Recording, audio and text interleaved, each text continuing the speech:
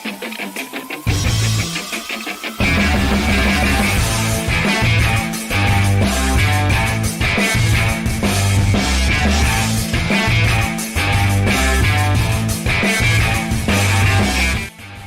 is up, RotoGrinders? Week 17. Those that are still grinding away. You got 3.5 hours of nonstop NFL DFS conversation starting right now as we take you to kickoff. Myself, Tim Buell, TastefulTides. It's an intimate show. It's just the two of us. Bobby not feeling particularly well. Not sure if he had the fish or not, but wish him well. Hopefully he feels better soon enough. You got just the two of us for a 9-gamer. You got a 9-gamer. I say just the two of us, but producer TJ Zwarych. You guys know TJ, right? One of the greatest DFS players in all of Saskatoon, Saskatchewan, Canada. He's also going to be jumping in and participating. There he is. He popped in for a second. He's going to be refereeing. He's going to be the arbiter. We're flipping the script today.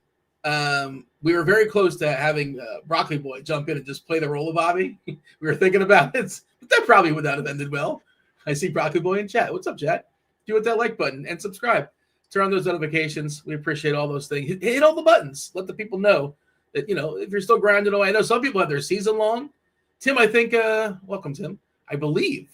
Can you confirm? Are you in the RotoGrinders season long finale right now? Is that what's happening? Is that where we're at right now? I am. Yep. I'm in the RotoGrinders season long final, and I'm also in my home league final. So, so I've got 2 finals today.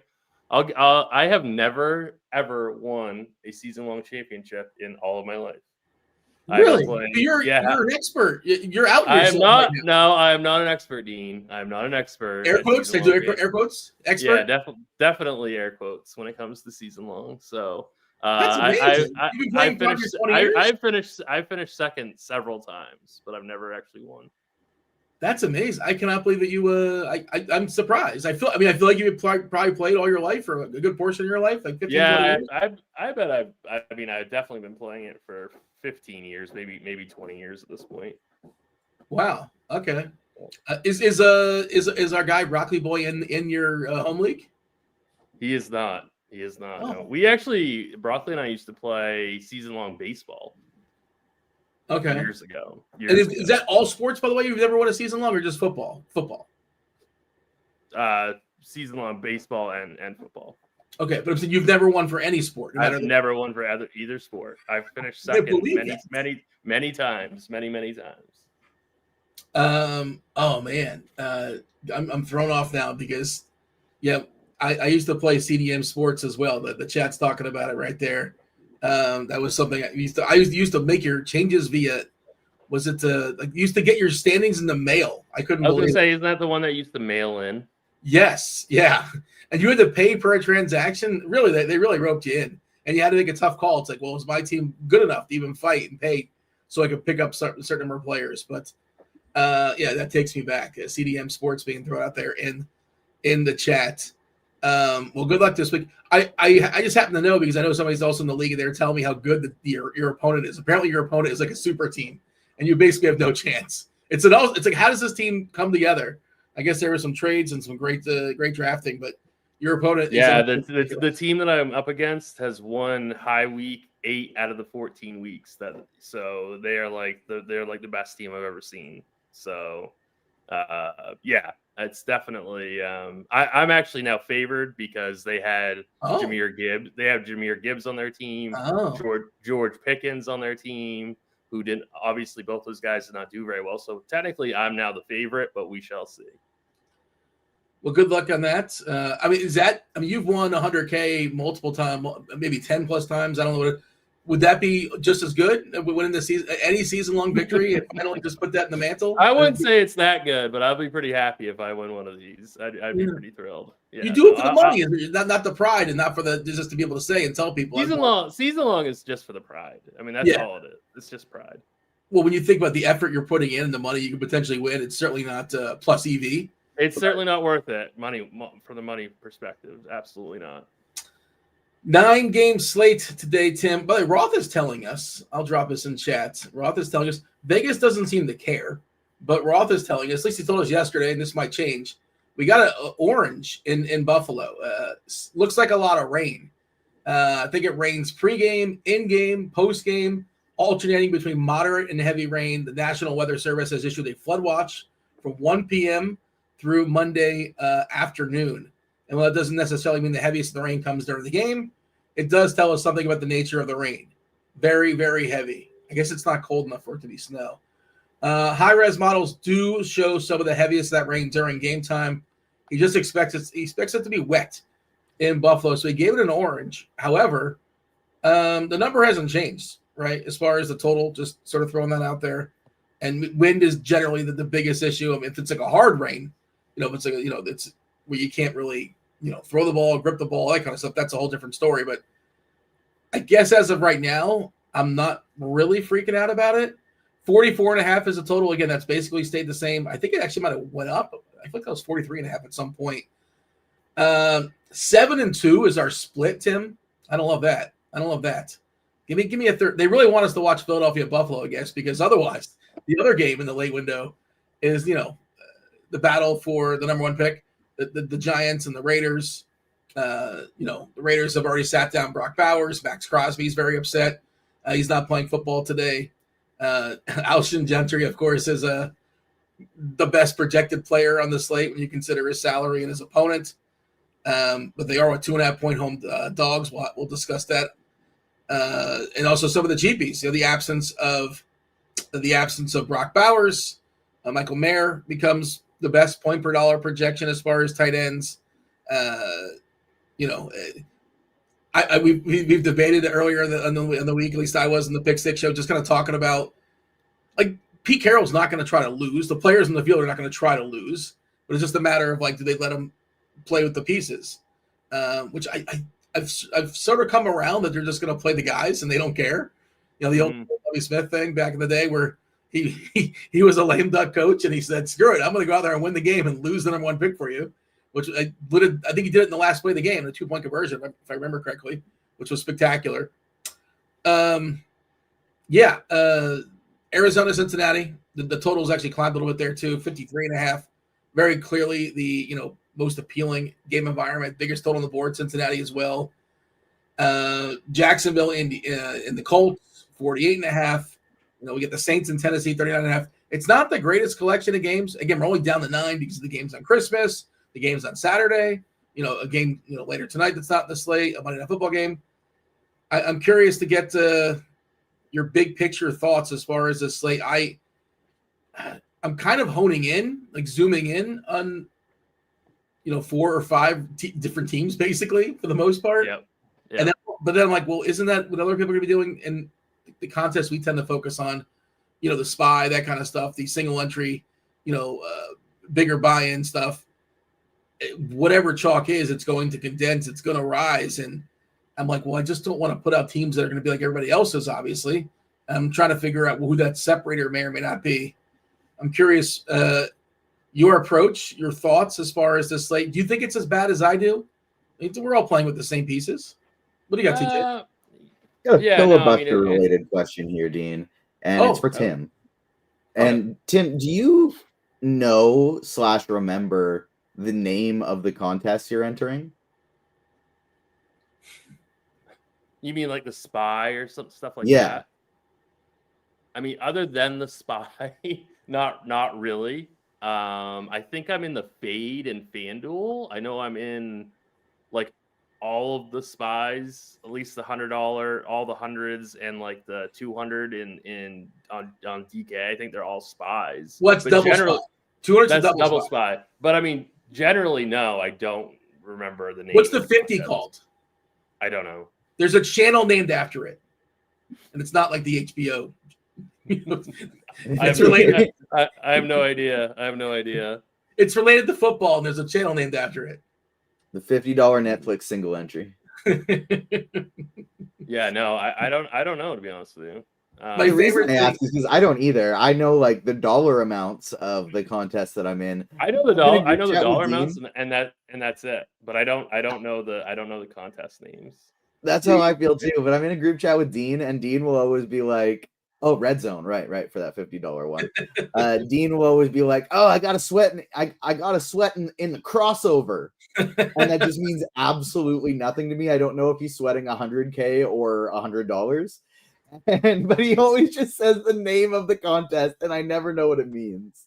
I'm not going to be a snob, but like I'm not going to be the guy that's going to tell you I have a sweat for $100 contest. Like it's great if you do. Like good luck, take it down. But I'm probably not going to notify the chat. On Friday I was solo shipping both the $100 single entries and NBA, and so I was going to win about 70x my buy-ins, and then I got passed by the RG Optimal Dean.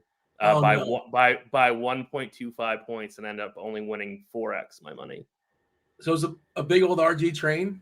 A big old RG train. I mean, it was cool that it was the RG Optimal, yeah. But it was still very disappointing for me. I know people do that, and I understand why they do that, but like, especially doing that is that like a single entry contest? Like I would never. Yeah, and that won, but they chopped it, I think, 17 ways in a 334 person contest. In one of those contests, it was. You know what that's like? And again, 17 ways. That's brutal, by the way, because I mean one person sure, but like everybody's got to play the RG Optimal. Are you serious? Right. And that's when remember back in the, I don't know if they're still going on. Remember there was those threads where people are like, well, there's clearly collusion. Clearly people are cheating. Like nobody even realized. Like these guys are all in this big group chat and they're all discussing it. No. They're just like getting optimized.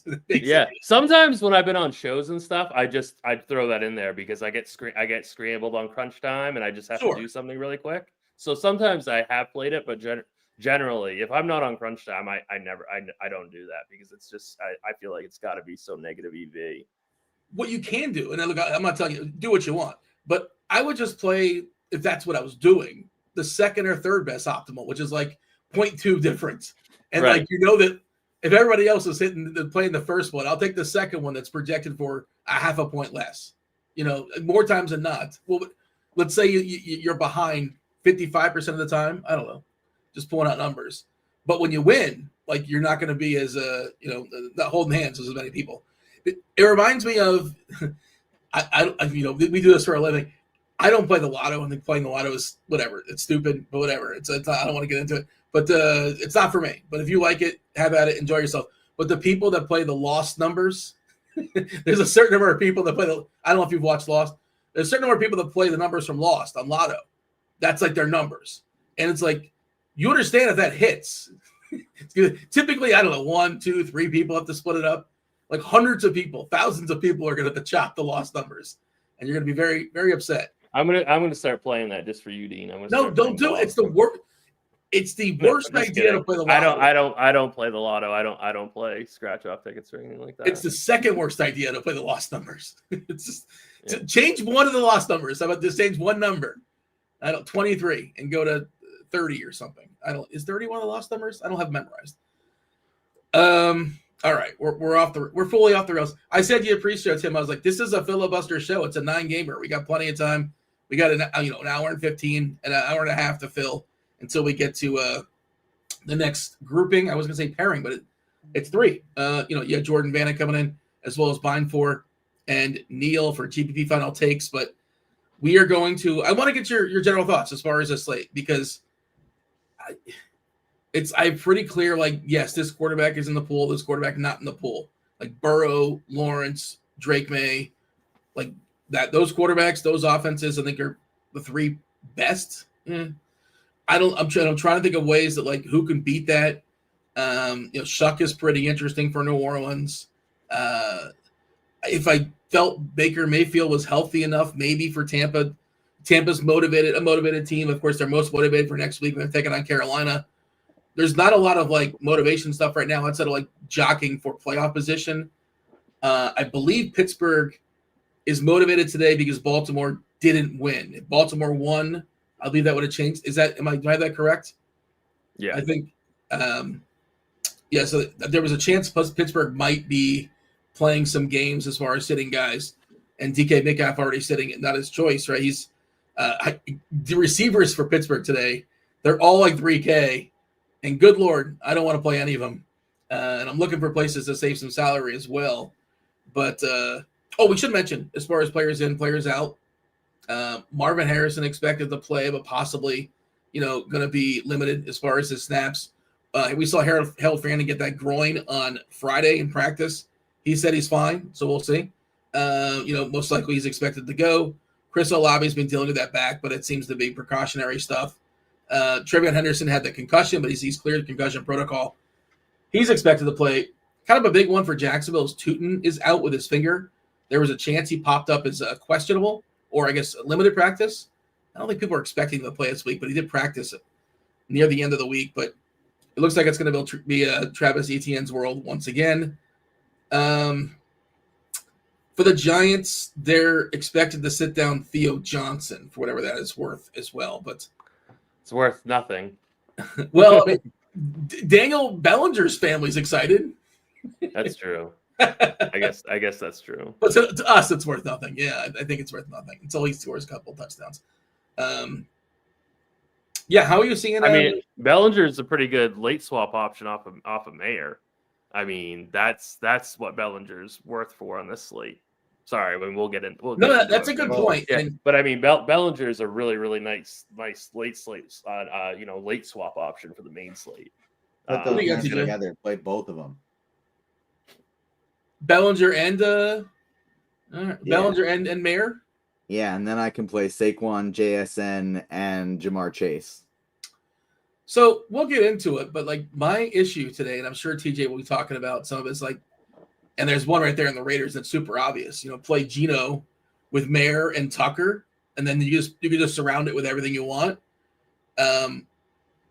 My one issue, Tim, a big issue for me. So let's say you do that. You play Geno with Tucker and Mayer, and you're assuming they're playing the game straight up. And if they are, sure. I mean, those guys, they're cheap. They're cheap, and they could theoretically get you there. And they're in a dome. We like that against a Giants team that's, especially on the ground. I guess if you want to add Genty to that, I suppose you could do that too. Point is, when you're doing that, Tim, we're not getting CMC, right? We're not getting Puka Nacua. We're not getting some of the best DFS players. A lot of them already played, unfortunately. We're not getting CeeDee Lamb. We're not getting Jahmyr Gibbs. We're getting some good players. You can surround them with some good players. I just don't know if we're getting how many players today score 35, 40 points on DK? How many of those guys actually give you monster ceiling games? I don't know. Yeah, I mean, this is an interesting slate because, like you said, we don't have Gibbs, we don't have CMC, we don't have Bijan. So yeah, it's kind of like where are these raw points going to be coming from? And it is pretty interesting, right? Like we have all this Raiders chalk. We have Ashton Genty, who's going to be so highly owned. He made me look so stupid last week when I was when he was popping in the blitz optimals, and I was like, "There's no way that you can play him. Definitely don't play him." And now I'm going to be playing him everywhere. And this game is going to be so ugly too. There's so many paths that this could go really badly. But I just don't see how you can fade Ashton Genty today, especially since his price keeps going down. It seems like he seems to keep getting cheaper. So it's I don't know. He's going to be the overwhelming chalk. He's definitely going to be your first guy in. I guess he did get a price increase this week, but overall, throughout the season, he's been around kind of in the mid sixes. So it's 6,100 is nothing for him. But yeah, I mean, he's your first guy in for cash today. It's pretty simple for that, and I think he's going to be a 3 out of 3 play for me in 3 max today too, just because there isn't really like we just talked about, there isn't really this massive opportunity cost at the running back position. So if he gets you, let's say 15 to 20 fantasy points, that's probably going to be enough here, just because that running back position is not super strong today. So, yeah, I mean, Genty is definitely the guy today. I think the whole Trey Tucker conversation is kind of interesting. I think Michael Mayer is definitely a cash game play today just because he's min-priced and he fills that tight end position. I don't know if I want to play 3 Raiders in cash, though. I don't know if I want to play. Yeah, exactly. I don't know if I want to play 3 Raiders in single entry. Currently in the Blitz Optimal, it's 3 Raiders. And I get it. Yeah. Just because they're cheap and the opportunity is going to be there. But just from a pure ceiling perspective for GPP, I don't know if I necessarily love that. The first clue for Superstar Sunday is scrolling at the bottom of the screen. If you want to win yourself a week free of RG Premium, just get in the Discord channel. That's RotoGrinders.com/Discord. It's the live stream chat. Tell me what superstar I'm talking about. The first clue is manager. We'll give you 5 clues as the show progresses. If we need more, we'll give you more. I have some bonus clues. So you didn't get the memo that the Raiders are trying to lose on purpose, and you don't care. The Giants are too. I would love it if like there was like a world of like no repercussions and like both these defenses just kind of like don't even try to tackle anybody. It would be hilarious. But the players when they're out there, the players care. They want to put on good tape, and they're not all guaranteed to be back with these teams. So they're all going to try. Obviously, they're all going to try. Like Geno's not a starting quarterback next year. He's almost definitely not going to be a starting quarterback anywhere, and he's probably lining up some. Got to put some good tape out there to be a backup. So that's the one hiccup about Genty. It's like, and the Raiders are very clearly signaling. They're telling us they want to lose by benching Crosby, whatever, he's hurt. He's gutted through it the entire season, but now he's not. And, Bauer's taking a seat. I've come around on that they're mostly going to play him. I think they're mostly Genty, that is, which is just, it is a bit of a conundrum. And I guess we can talk about it later. But as far as the late swap stuff, there's only 2 games, and depending on how like the majority of your team is going to be from the 1 o'clock slate, and at 3:45 or I guess 4:05 or 4 o'clock, you're going to know how you stand for the most part. And if your team didn't do well at 1 o'clock and you have Ashton Genty in your team, like there's no point in keeping him there. There's hundreds of thousands, depending on how big your contest is, of Genty teams. He could put up 1,000 fantasy points, and you're still not passing anybody. So it is an interesting conundrum as far as figuring out pivots. And I think it's kind of a 2v2, Tim, if you're getting away from Genty chalk, depending on how your lineup is set up. But there's really I guess the direct pivot is Tracy and just eat the salary, right? I suppose that's what about Gainwell? Well, no, the game mode doesn't play it. We're talking about the 4 o'clock window. There's only you're talking about the late window. I got you. I see what you're saying. Okay. Yeah. I'm just trying to think about like if you know where your lineup is, where you stand, and like you're not going to win anything really, and you have Genty left. It's like, well, there's no point in having him on your team, right? Because everybody else has him. Not everybody else, but you know what I mean. Enough people have him where you're not going to make a move no matter how well he does. So maybe just go to Tracy. And just hope. I don't know. Like that, is that the best bet? There's a 2v2. I mean, you can figure out some 2v2s as far as like Barkley and Tucker for Genty, and I'm just trying to figure off the top of my head. I know we figured out one on the Pick Six show, but there's different ways of doing it. Yeah, Tracy and Barkley will talk about in chat. Just something to keep an eye on, something to consider. But did you have any notes as far as cash game stuff? We kind of ran down some of the quarterbacks. I think it's one of those 3 for cash. I don't know if you're locked in on one over the other. Who were your 3? Burrow, Lawrence, and who else? In May. Yeah, I think it's Burrow, Lawrence, and May. I think it's one of those 3, right? Yeah, I agree. Yep. I think Brissett is super interesting as well. For cash. Maybe not for cash. I mean, I don't know. I mean, what else does he get to? That's a good point. Not a lot. There's not a lot to get up to today. So you do. I mean, you're definitely playing Jamar Chase. You're definitely playing Michael Mayer. You're definitely playing Ashton Genty. And then I think there's 3 or 4 quarterbacks that you can play. And then it's this whole like wide receiver 3, like Josh Downs, Trey Tucker, that whole scene down there. I think, but I mean, they're not locks. Jacoby Myers, I think, is fantastic. Steph Diggs. I think Mike Evans is super interesting as well in that mid range. So if you don't want to, and then like tournament guy Evans, I like him a lot for tournaments. Is he hitting cash game lineups? No, not really. But I mean, I think he's viable for sure. So do we have an update on Pop Douglas? By the way, just Demario Douglas. Last I saw, he's questionable. I think he's expected to play. I'm not positive though. I'm only seeing 4 Patriots as far as receivers. The Booty's out, as well as God, I'm forgetting one of the other fringe guys' names. We only have Mac Hollins. Mac Hollins is out. Yes, Hollins. So Steph Diggs looks like, and again, this is against the Jets. They have a 2018 total. They should score four touchdowns. Not sure how they're going to do it, but they should be able to do whatever they want. And then they don't have a ton of depth. I know there was that one week where Kyle Williams, I know I played him. I lucked into his like 70 or 80-yard touchdown, whatever it was, and that's kind of what he is. Not the guy that earns a lot of targets, but theoretically could break a long one. He's one of the cheap receivers that I'm considering. And then Efton Chisholm III is an incredible name. I don't know much about Efton Chisholm III. And I guess if Douglas is playing, probably a little bit less of an opportunity for him. But yeah, I think Diggs is a really good cash game play as well for receivers.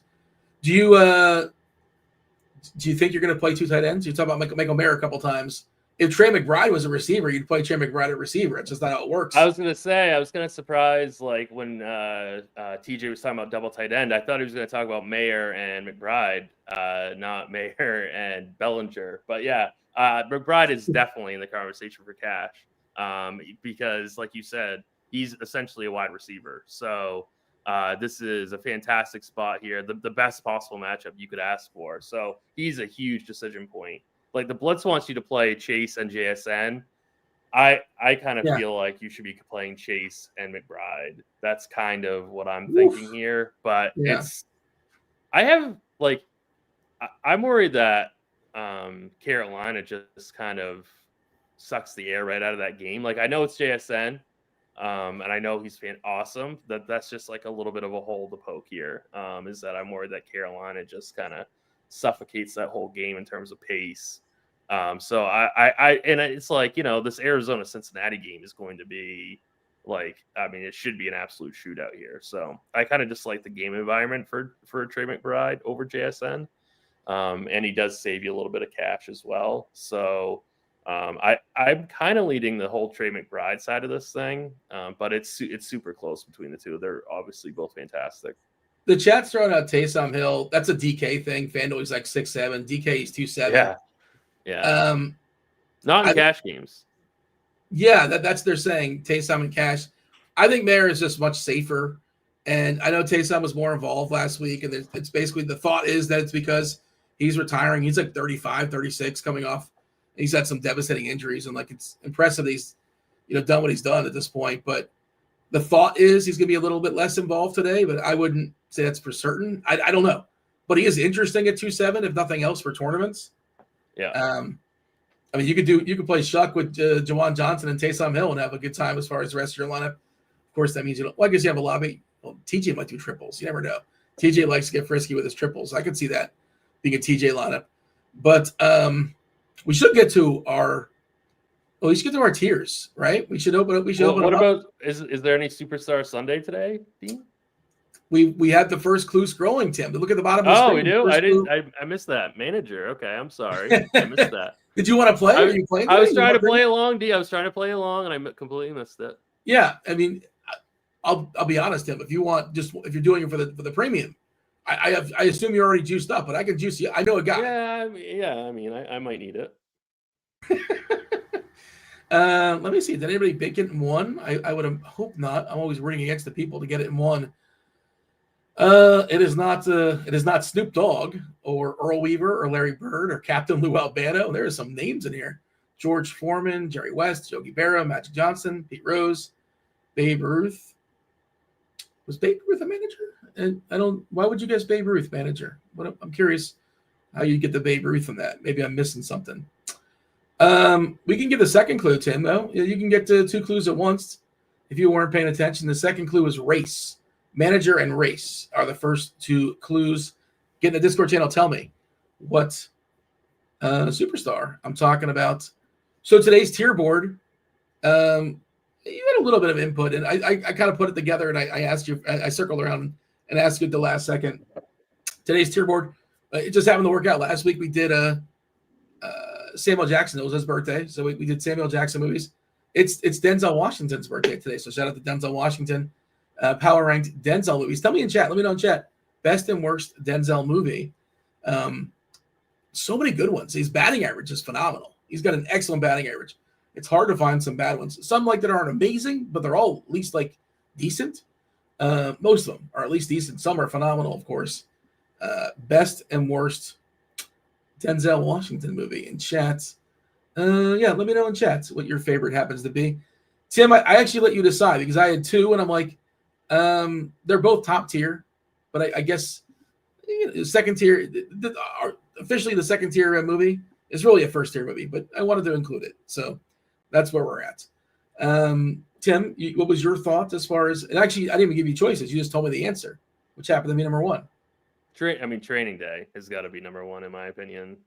I think that's the clear number one. Man on Fire, excellent as Very well. good.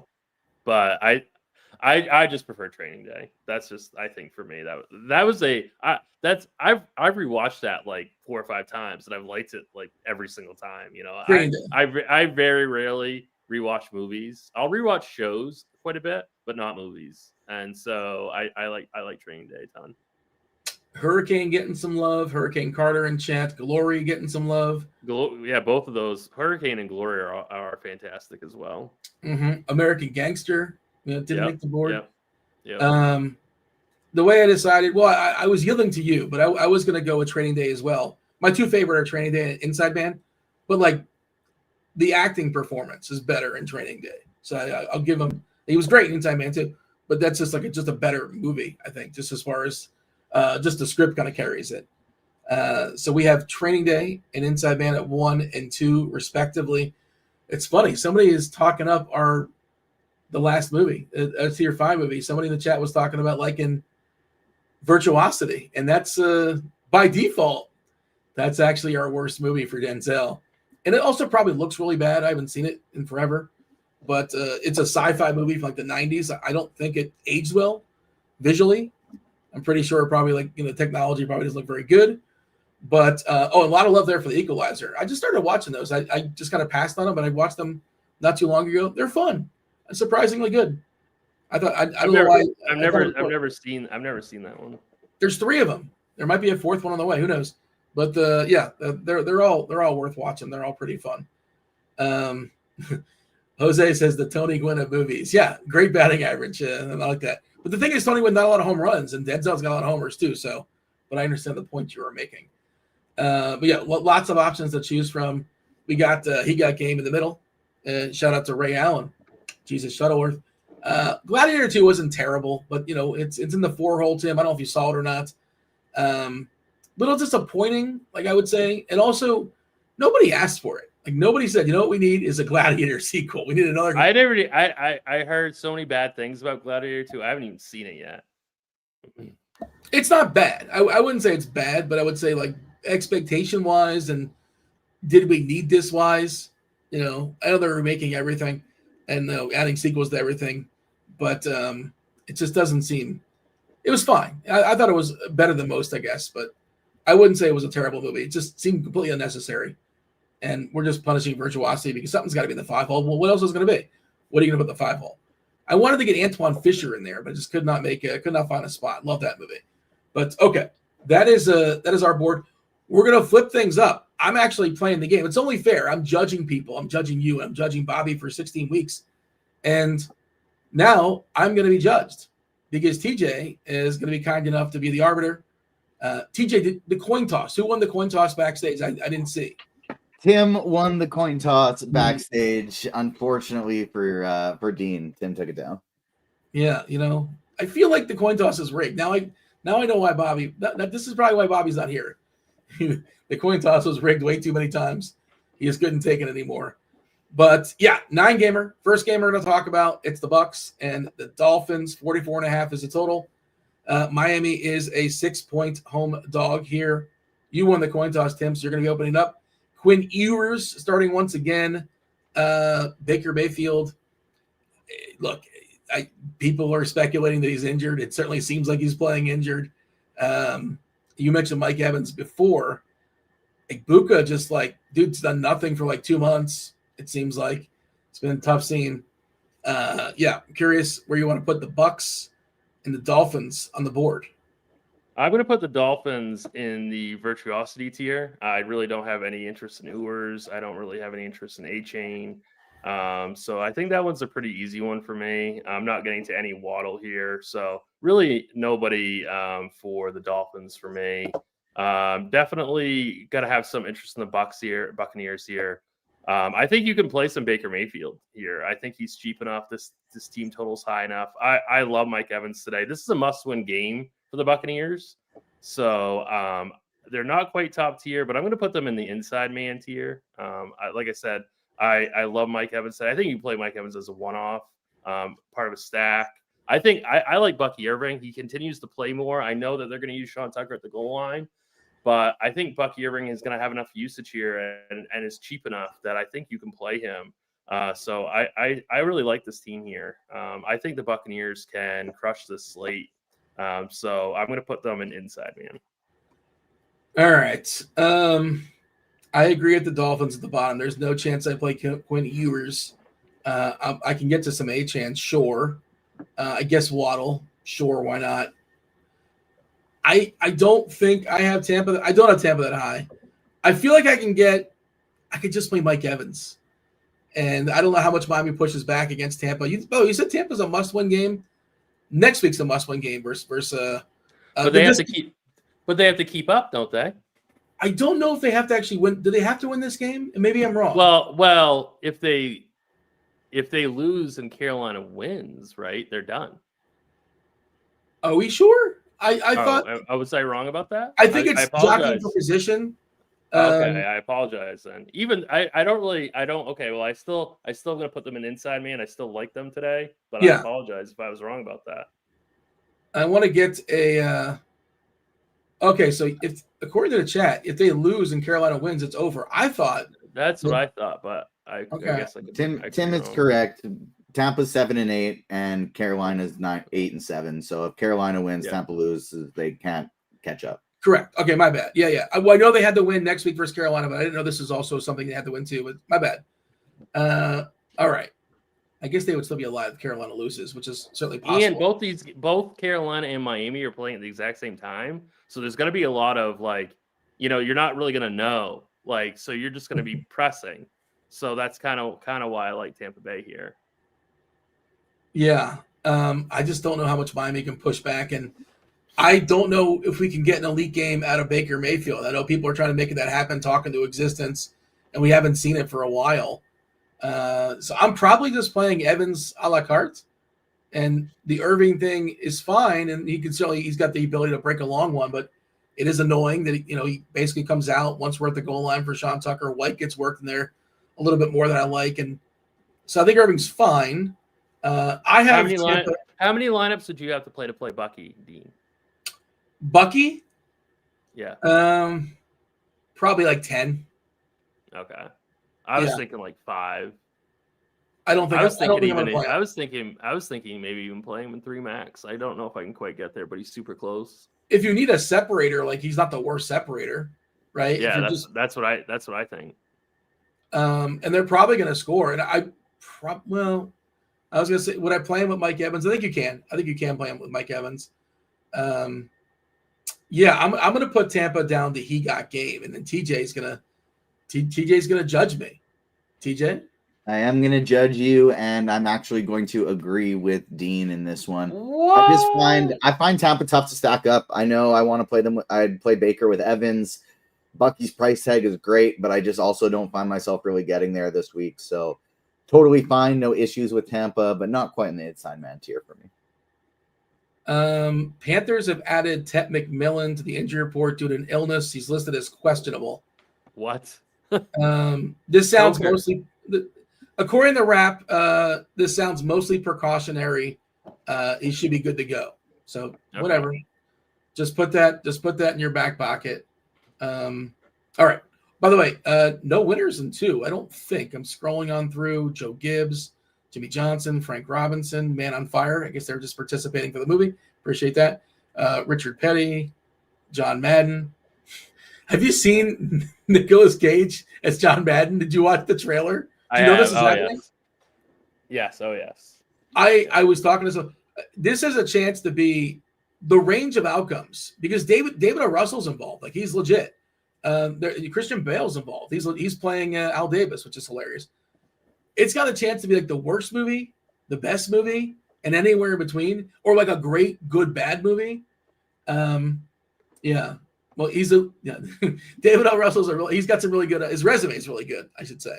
But I thoroughly enjoyed Nicolas Cage playing. When you heard that they're making a Raiders movie, Tim, and they said, "Oh, I know who's going to play John Madden." How many people did you get to? And you said, "Oh, wait, of course, it's going to be Nicolas Cage." It's always Nicolas Cage, though, isn't it? It's always got to be him in something. You can't get rid of that guy. No, nor should we. By the way, he'd be very easy to get the 5-hole. He's got a lot of bad movies. A lot of bad movies from Nick Cage. A lot of good movies, too. He's all over the place. He's a GPP play. Clue number 3 is Ford. Ford is the third clue. Manager, race, and Ford is our first 3 clues. Let me know what superstar I'm talking about in the Discord channel. Get yourself a week free of RG Premium. Game number 2, we're looking at the board. Game number 2 after Tampa Bay and Miami. It is Pittsburgh and Cleveland, 35.5. Woof. 35.5 is the total here. Dylan Sampson, he's questionable, right? We have not got an update. We're assuming he's going to be the guy, the lead guy for Cleveland today. If you missed it, oh God, I'm forgetting. Judkins got hurt for a long time. Hopefully he gets better for next season. Fannin also had that groin injury in practice. I assume he's fine, unless otherwise noted. Actives come out 11:30, so we'll know. We've seen Jaylen Warren just be awesome for Pittsburgh of late. No, Gainwell, more so Gainwell, especially in the pass game. And they're going to need some pass receivers because unless they just run the ball 80 times, which they might. Metcalf is not playing today. The slew of nonsense for this Pittsburgh receiving core. Adam Thielen, MVS, Roman Wilson, Scotty Miller. It's so bad. They're all 3K, and they're like ugly. Like, oh, we love 3K receivers that are going to be in the field, right? In theory. I don't know. Do you like any of these guys? I don't know. Probably not. No, we don't. I like Kenneth Gainwell. I do too. I think you can play Jaylen Warren in like a Millie setting. But I think Gainwell's a better play. So I think that's completely fine. But really, I think Pittsburgh's got to go in the virtuosity tier. Well, Tim. It's you. My bad. I'm so used to playing this a different way. Yeah, I know. You got to change things up. You got to adjust on the fly. Yep. So, in theory, like you love a cheap quarterback with cheap receivers, but I just don't. I'm not playing Rodgers, and these receivers are terrible. I would say the best pass catcher, the most interesting pass catcher. Well, we're not counting Kenneth Gable as a pass catcher, which he kind of is now. Is Darnell Washington? I think he's the most interesting one. If I'm going to play one, I just can't. What's the ceiling for Adam Thielen? What's the ceiling? I guess you can get a long one from MVS. I suppose that can happen. I don't see a lot of ceiling in Miller and Skowronek. Maybe Wilson's like kind of a gadget guy because there's no Metcalf. Their receiving core is significantly weakened. And Austin's out too. I should have mentioned Austin also not playing. If you're wondering, like, wasn't there somebody else? Yeah, no Calvin Austin the third.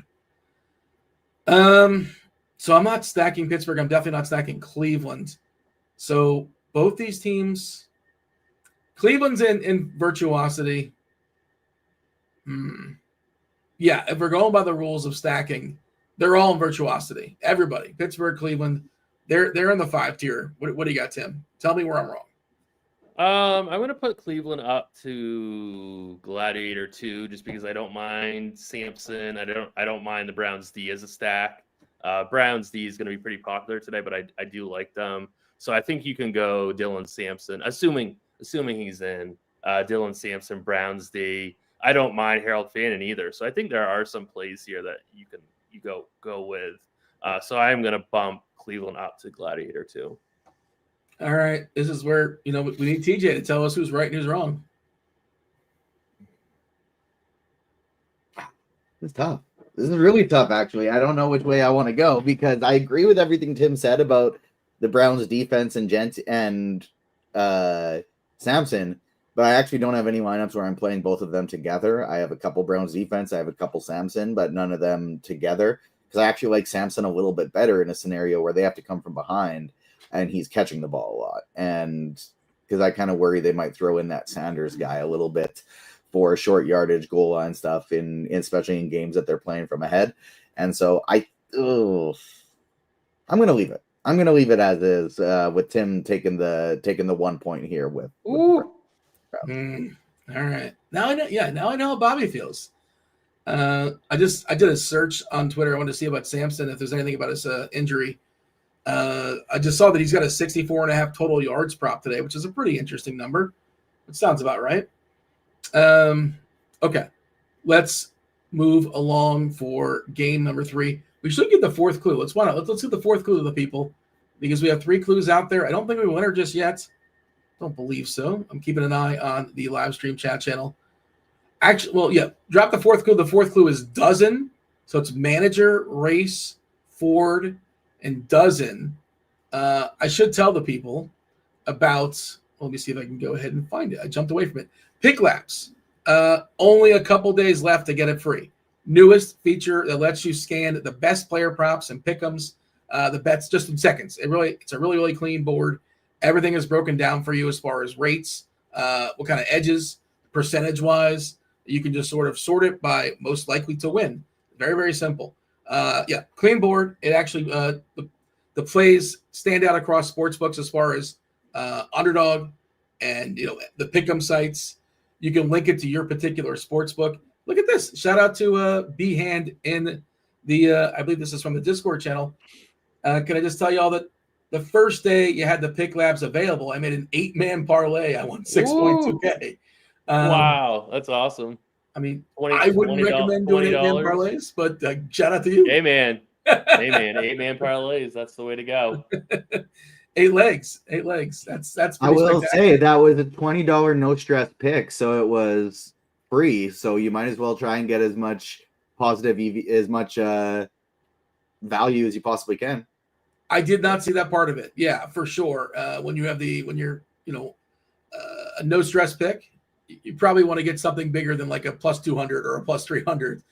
Be ambitious if you're going to get to, the risk is not there, obviously. So PickLabs, it is still free. It is free until the 28th, December 28th, RotoGrinders.com/PickLabs. RotoGrinders.com/PickLabs. It's free now. I imagine it's not going to be free for much longer. But really, if you're in the underdog streets, pick'em streets, just your sports books, you can build lineups on the screen, and then just how you have your, underdog link to it, your prize picks link to it, and it's built for you in seconds. It's really advantageous, and it's very helpful if you're just looking for a sweat, or you're looking for the advantages and the edges. If you trust our projections, there you go. And look at that. At least a sample of 1 of 1 that we're seeing on the screen. You went 8-0. So shout outs to B-Hand there in the Discord channel. Fourth clue is scrolling for Superstar Sunday. We'll check back in a second to see if we have any winners. But let's knock out the third game here, Tim. Third game, Pittsburgh. Oh, no. It's the Saints. The Saints and Tennessee. I go first here, I believe, right? No, you just went first. I just went first. Yeah, because I tried to steal it from you before. So, yeah, I really like the Saints today. I've been playing Tyler Shuck a ton here the last couple of weeks, and I'm going to continue to try to play him today. I absolutely love him. So I think the Saints are a really, really strong team. I put them top tier last week. I'm not going to quite do that this week, but I think they're super close. I'm going to put them the tier below that. I'm going to put them in the inside man tier. They continue to play super fast as well. The Titans D, they're going to look like they're going to sound good because they did so well against the Chiefs last week. That means nothing.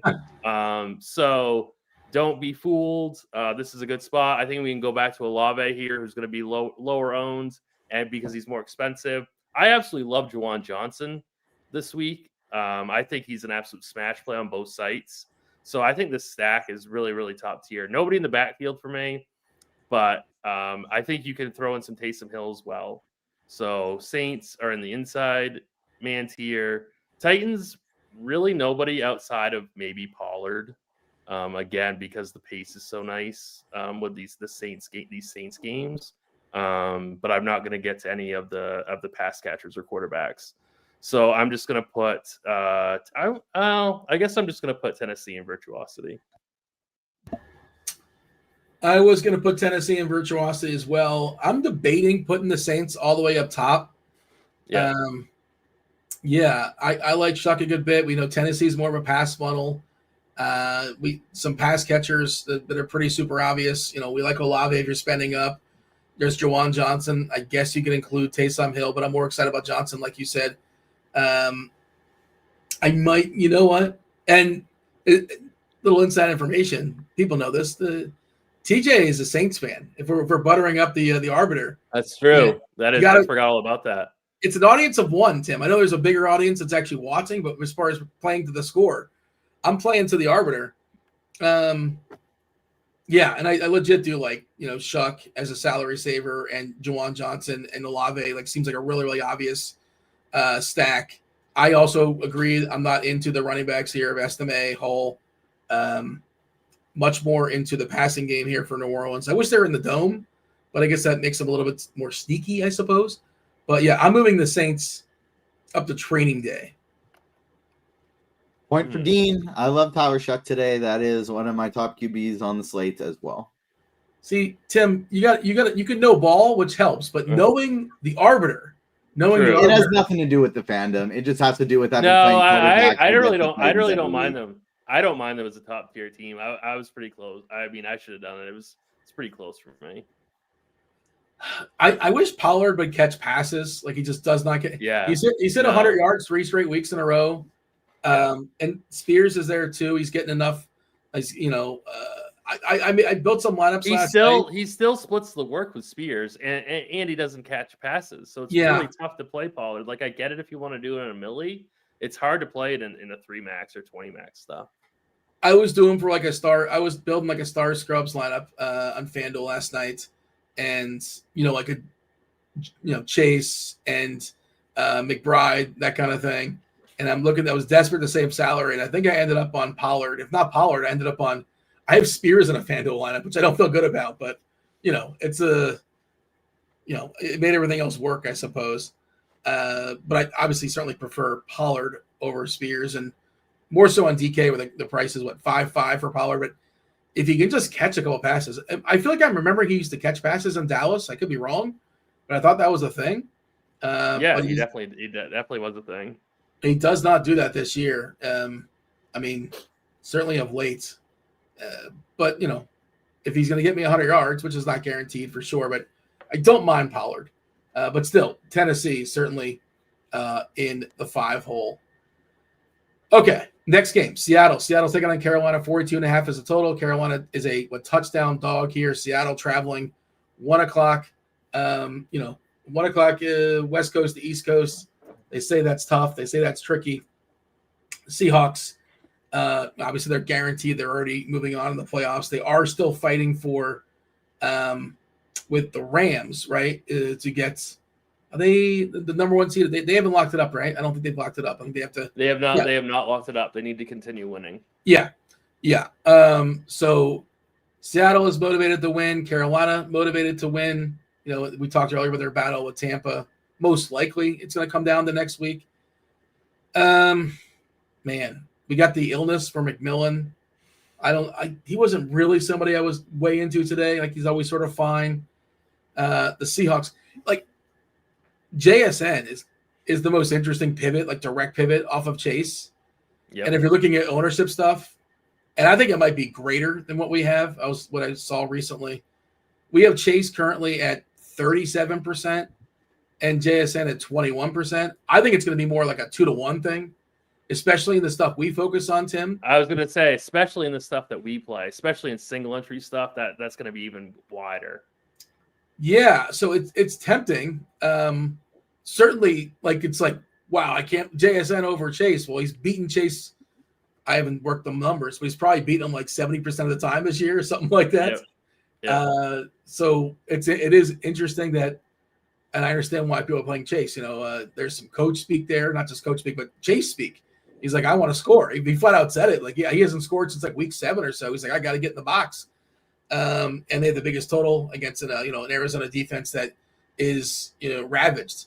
We'll talk about that soon enough. So I do think JSN's a really interesting pivot.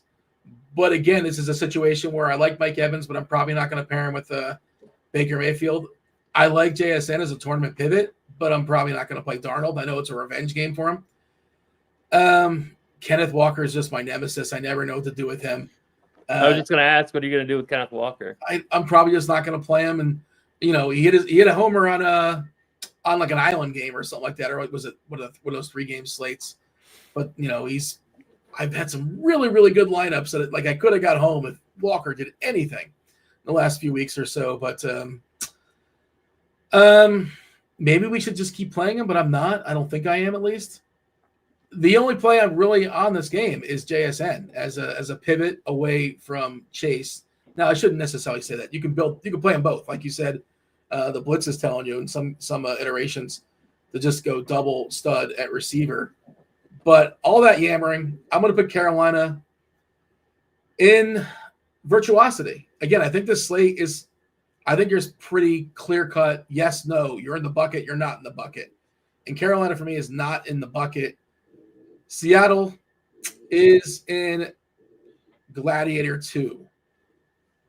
What say you? So Carolina, I'm fine with in virtuosity. Seattle, I like a little bit more here just because of ownership. I think you can play some Darnold singles. You can play some Darnold doubles. I think you can play Rashid Shaheen just because I think he has a ceiling. He's playing on a team that wants to win. We don't have a lot of value today, so I'm a little bit higher on Seattle here. I'm going to put Seattle in the he got game tier. I think that they are at least viable just due to the fact that they're not going to be played. Like I said at the top of the show, though, I am a little bit worried about Carolina kind of sucking the air out of this game just with their slow pace. But JSN, Darnold, Shaheen, I think that's going to be contrarian enough, and I think that's got a high enough ceiling that it boosts them up for me. Chad's talking about Shaheed and Seattle defense. I think he's interesting today. I believe he's their kick returner or punt returner. I'm pretty sure Shaheed's that guy. Okay, so they're talking double dip. That's what they're doing there. Yeah. Oh, the double dip. Yeah. Yeah. I mean, yeah, sure. Why not? It did hit this year. It might have hit with Shaheed. Who did it hit with somebody not too long ago? Was it Shaheed? It could have been. Yeah, I think it was. Shaheed hit one last week, I think, or the week before. Parker Washington's hit one this year. There have been That's their one. TJ, stick around. You got to tell us who's right and who's wrong. I got to go with Dean again on this one, actually. It's JSN or bust on the Seahawks for me today, so I'm bumping them back down to Gladiator 2. Yeah, so Tim, the question is, you asked me, how many lineups do you make until you say, screw it, I'm going to make a Sam Darnold stack? You're going at least 20 deep, right? I wasn't going to say 20. I was probably going to say 10. Okay. But yeah. He's definitely falls outside of the 3 max realm. Yeah. Okay. Let's scoot along. Next up is Jacksonville and the Colts. This will be you setting the board, 48.5 total. In a dome, we love that this time of year. Colts officially eliminated from playoffs. The Jaguars. I've taken the L. Tim. Trevor Lawrence, I took the L before last week. He shoved it in my face, and then he did it against a good defense. He finally did it against a good defense against Denver. In Denver, the new coordinator, I suppose, new head coach, is really changing things here for the Jags. The acquisition of Jacoby Myers. T-Law's been great. He's been spectacular. I kind of always thought he was like terrible chalk and it never really got there. And he's getting there. He sucked out a couple times on running the ball too, rushing touchdowns. But it looks like he's taking that leap here versus the Colts. No sauce in that secondary for Indianapolis. Rivers still doing his thing. Is back here for the Colts. You do have a cheap Josh Downs on DK. I think he's amongst those cheap receivers. We touched on a couple earlier in the 3K, 4K area. He's one of the ones I'm considering. But I do like the Jags. I like ETN. I think you could pair ETN with Lawrence and theoretically get all those touchdowns for Jacksonville and throw in somebody else. You want to throw in Myers, you want to throw in Thomas or Strange. I don't think I'm going to get the Parker Washington. I'm not doing the double dip. I don't believe so, but you can, right? You can sort of tell yourself a story that whatever ducks that Rivers is throwing these days, he did throw a pick 6 last week. I got the Jags in. I'm just debating between training day and inside man. Maybe because Lawrence it's not as obvious who his pairings are. I think my favorite pairing is probably ETN. I know it doesn't seem like to make be the most optimal, but give me all those touchdowns. I got Jacksonville in inside man, and the Colts. I mean, come on. I'm not playing Phillip Rivers. I'm not doing it. It's a cute story. Good for him. It's nice to see his family all excited in the booth, but in the suites, all 20 of them. I was going to say that they need that full suite. They need the whole thing for that. Just that family. I got the Colts in. Yeah. Am I going to put them in the gutter? Nah. Yeah. I like Taylor fine. He's okay, but I'm probably not getting there. I think he might be a little bit overowned, to be honest. But we're putting the Jags in inside man and the Colts in virtuosity. All right, I'm going to disagree with both here. I'm moving Jags all the way up to training day. Lawrence, ETN. I think you can play BTJ, Jacoby Meyer. It's like all these guys are super viable to me. They have a 27 implied team total. I think Jags are like for me they're like a clear top tier team. Like for me they're 100% training day tier for me. Colts. I'm going to move them up to Gladiator too. Like I'm fine not playing Rivers, but I think you can play Taylor. I think you can play Downs. I think you can play Warren. So I'm going to move Colts up to Gladiator. I should say I regret my Jaguar decision immediately. I think that they probably should be in training day as well, but let's see what TJ says. I'm going to who do I challenge to if TJ doesn't agree with me on the chat? You can challenge the chat. All right. The first chatter we see. Double points to Tim on this one. I would actually have the Colts up even higher. I like Jonathan Taylor a lot. I think you can play Phillip Rivers and stack him up with some cheap Colts receivers today. So I agree on the Colts, and then I agree on the Jags as well. They're a top tier staff. So let me ask TJ really quick, or Dean too. Rivers, or Geno? Geno. Okay. All right. But you can play both, I think. I think Geno's got the bigger upside and like the more obvious like pairings, I guess. The Colts, it could be Warren, it could be Pittman, it could be Pierce. We saw Pierce fell down last week, Downs was up. It's really hard to figure out who amongst Did you say Pierce fell down last week? I was thinking about as far as he did not have a great game. Pierce broke the slate on his last game on Showdown. I flipped the players in my head. Yes. Yeah. He was my highest owned player in best ball, and of course I had no exposure to that huge game because I didn't get any teams through. He did it on 4 targets, by the way. Just wanted to note. Yeah, I know.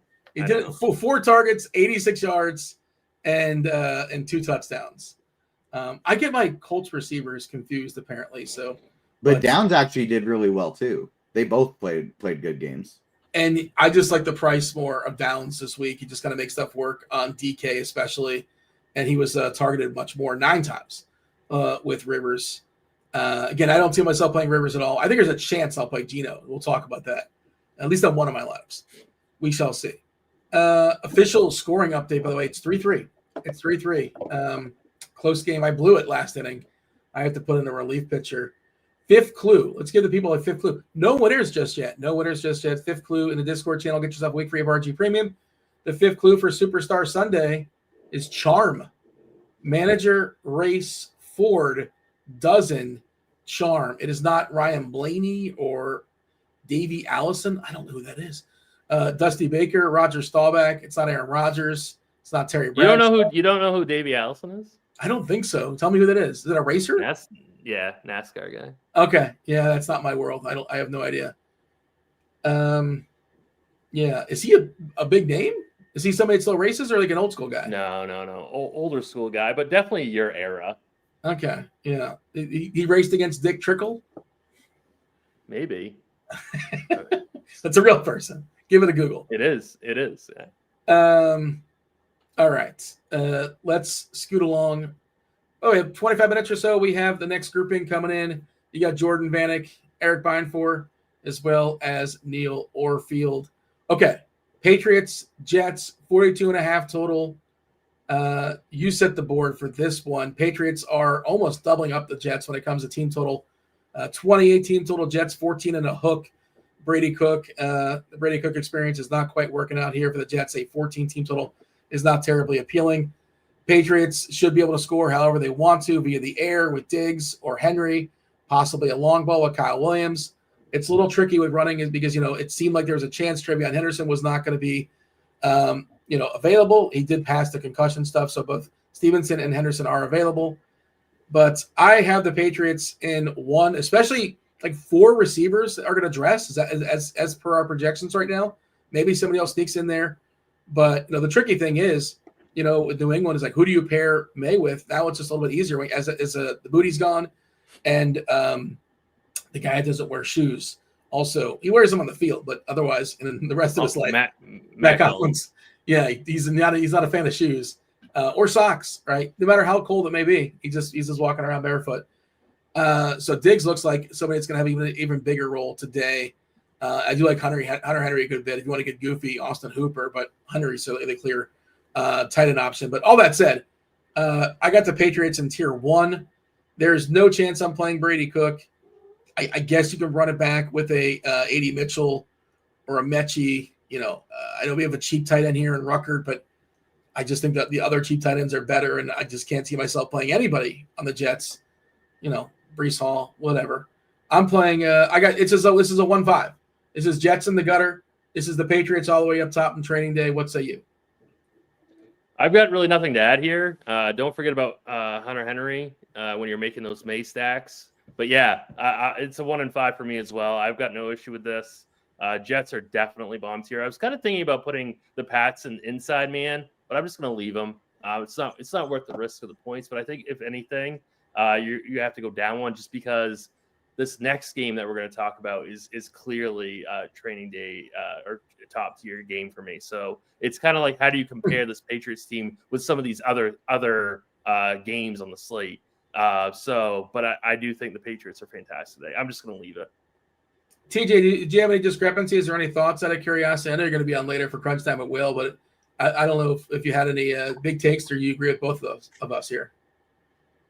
No, I am on the same page here as both of you guys. I would probably lean I am on the same page as Tim mostly if I would maybe consider dropping them to inside man just because I don't know if the Jets are going to be able to score any points and keep up with them. But I, for the most part, agree with everything both you guys said.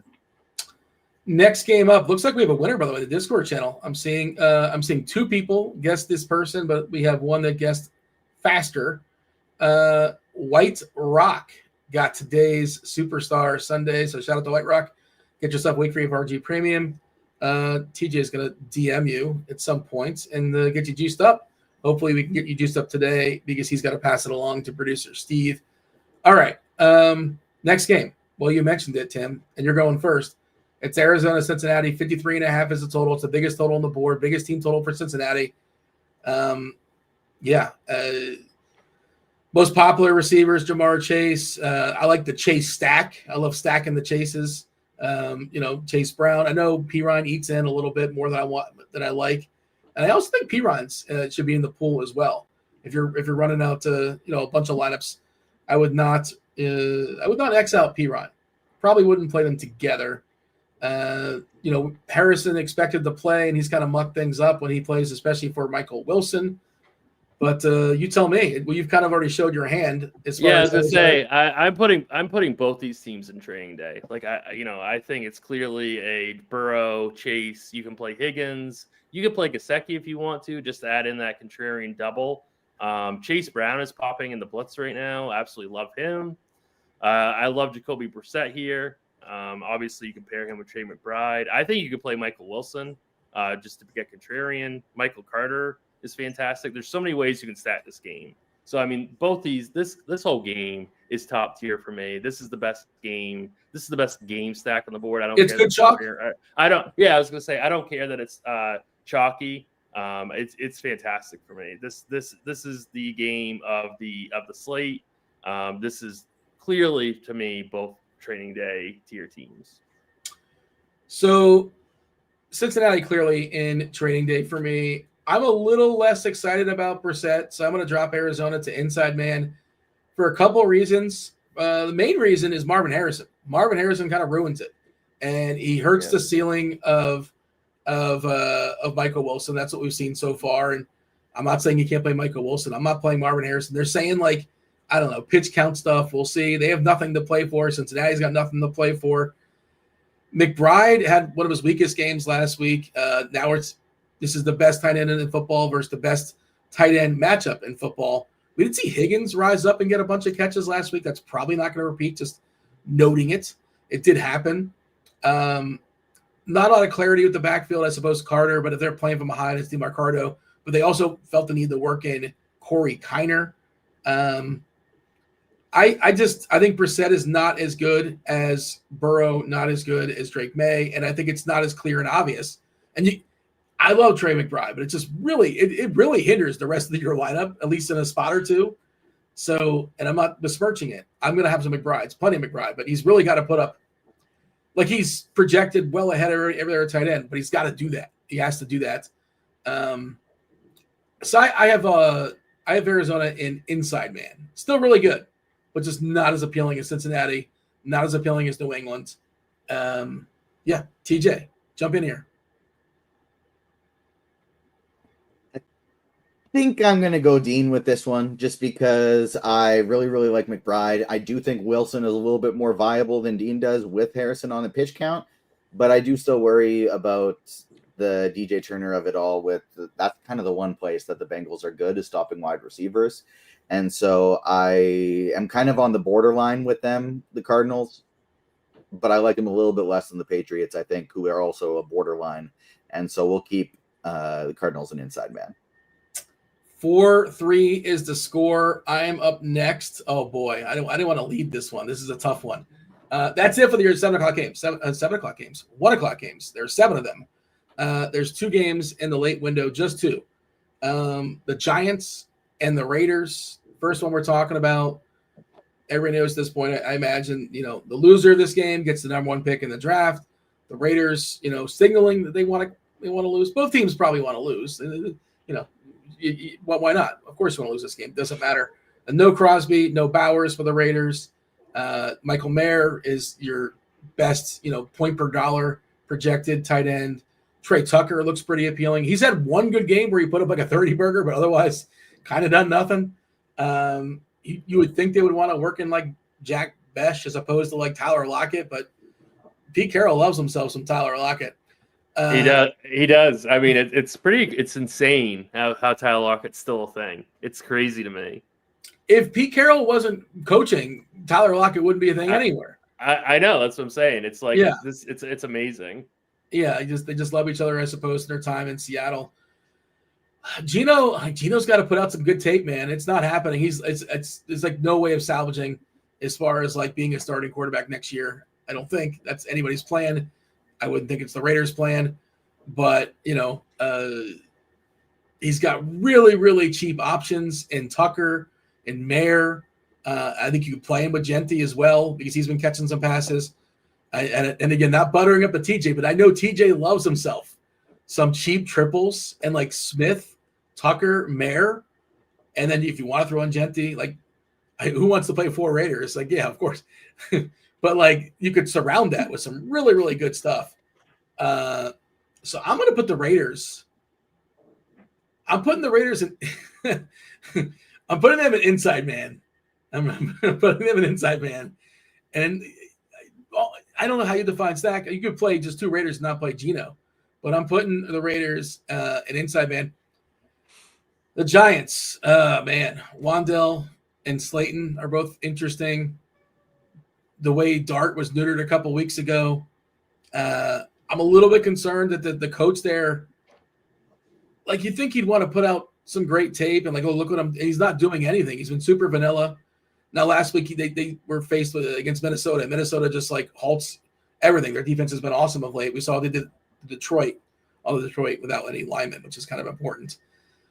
Dart in theory is like a GPP quarterback, right? And in this. I do think like nobody's playing Dart basically. It's just I want to see the Dart from a couple of weeks ago or a month ago, I guess it was, where he flashed more ceiling. Maybe that was a Dayball thing. I'm not sure. But I'm going to put the Giants in Gladiator 2.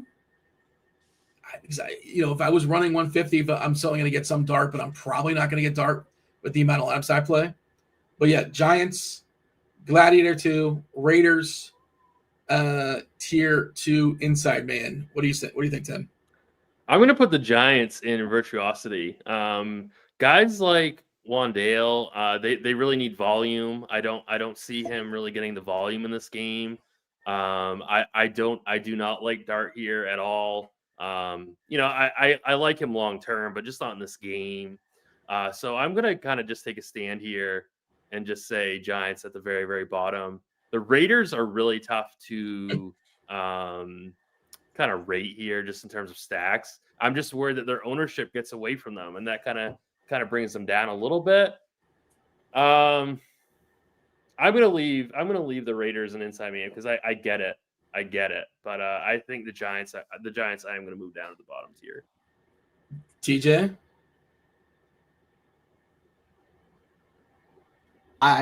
Sorry, it took me a while to add myself. I would have the Giants and he got game personally. I don't love them, but I think they're viable. I like Tracy quite a bit, and so I'll go with Dean in this one for Gladiator too. TJ, don't forget about Bellinger. Like I talked at the beginning of the show. Don't forget about Bellinger as a late swap off of Mayer. We talked about Tracy as a late swap off of Genty as well. So just something to keep that in mind. Not, again, it's not that I like the Giants. I just think that they do have some late swap stuff there. They just feel kind of like the epitome of fine to me on this slate, the Giants do. Like if I get to a couple Giants as a last piece, I'm good with that. If I do, I have one Giant stack in my 20 lineups. And so it just kind of feels like the epitome of like a mid-tier team for me this week. I was going to ask you that. I was curious if you're going to get any Giants. And yeah, I'm not making enough lineups where I don't think I'm going to get the Dart, but like Dart does have the ability to run a couple touchdowns in, and this is the Raiders defense without Max Crosby. It's just a matter of how much they let him go, I suppose, because they've been, just keeping it. They're not really unleashing him. And they also don't want him to visit the medical tent, right? And I don't know how you force him not to get concussed. They're trying to keep him where he's not scrambling and fighting to that every last yard, risk versus reward. Okay, one more game to go, 10 minutes until with the next grouping coming in. Again, 10 minutes, you got the GPP Final Take show. It's Beimfohr, Jordan Vanek, as well as Neil Orfield. Let's go ahead and tell the people how we got there for Superstar Sunday. We had a couple people hit it when we dropped it. The fifth clue, Tim, you were playing along there for a second, and then you bailed. Just screw this. First clue was manager. So this person, their current occupation is a general manager. They're currently the general manager, which a little bit different because it's not of a professional team. They are a general manager though currently. Race was in reference to a couple things. One of the teams, the team they played for predominantly, well, I shouldn't say predominantly, only exclusively. Their team is Indianapolis. Indianapolis is known for the Indianapolis 500, which is kind of a race, and the team name Colts. What do Colts do? They race, right? So there's some racing involved in both sides of it. Race involved both Colts race and Indianapolis 500. He played for the Colts. There you go. Spoiler alert. Ford. That was just a fun way to tie into race. Kind of a, I don't want to say red herring, but it's got, because it doesn't make nothing to do with actual Ford. But this person went to college, Tim, at Stanford. Well done. Stanford was the college this person went to, but yeah, race and Ford. That's why people were down the alley of racing. Dozen, of course, is 12. 12 is this person's number. They wore number 12. Clue number 5 was charm. Lucky Charm, Lucky Charm, like a 4-leaf clover or a horseshoe. I thought horseshoe was too on the nose. I wasn't going to use horseshoe, but that makes sense with Andrew Luck and the Colts. This, of course, is Andrew Luck.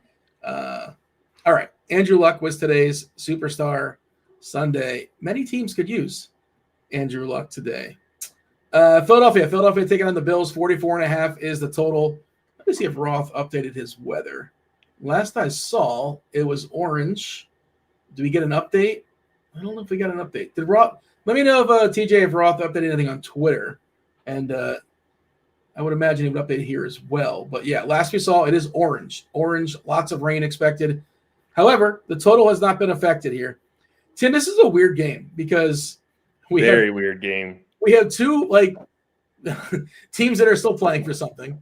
We have two quarterbacks that have shown upside in the past: Jalen Hurts, Josh Allen, that just aren't going to get played. With Buffalo, it's tricky. You can't really figure out who they're going to pair him with. We don't know. Last I saw, Kincaid and Knox are both questionable.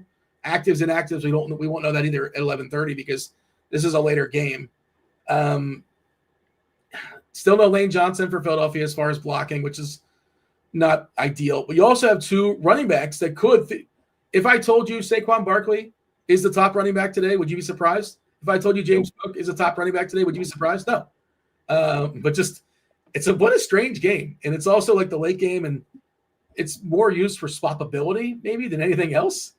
Set some stuff up depending upon how your 1 o'clock players do.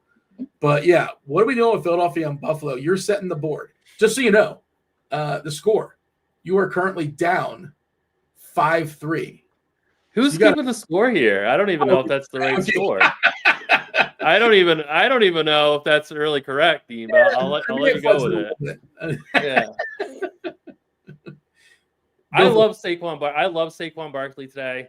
I think he's one of the best running back plays on the entire slate. And he's not going to be chalky. So, I absolutely love him, but I don't really love the stat necessarily. So I'm going to put the Eagles in the he got game tier just because I think they're okay, but it's really just Barkley for me. I'm really not getting to any Hurts. I'm not really getting to any AJ Brown. So it's I'm kind of neutral to this whole thing. In a way, I kind of prefer playing Devonta Smith over AJ Brown.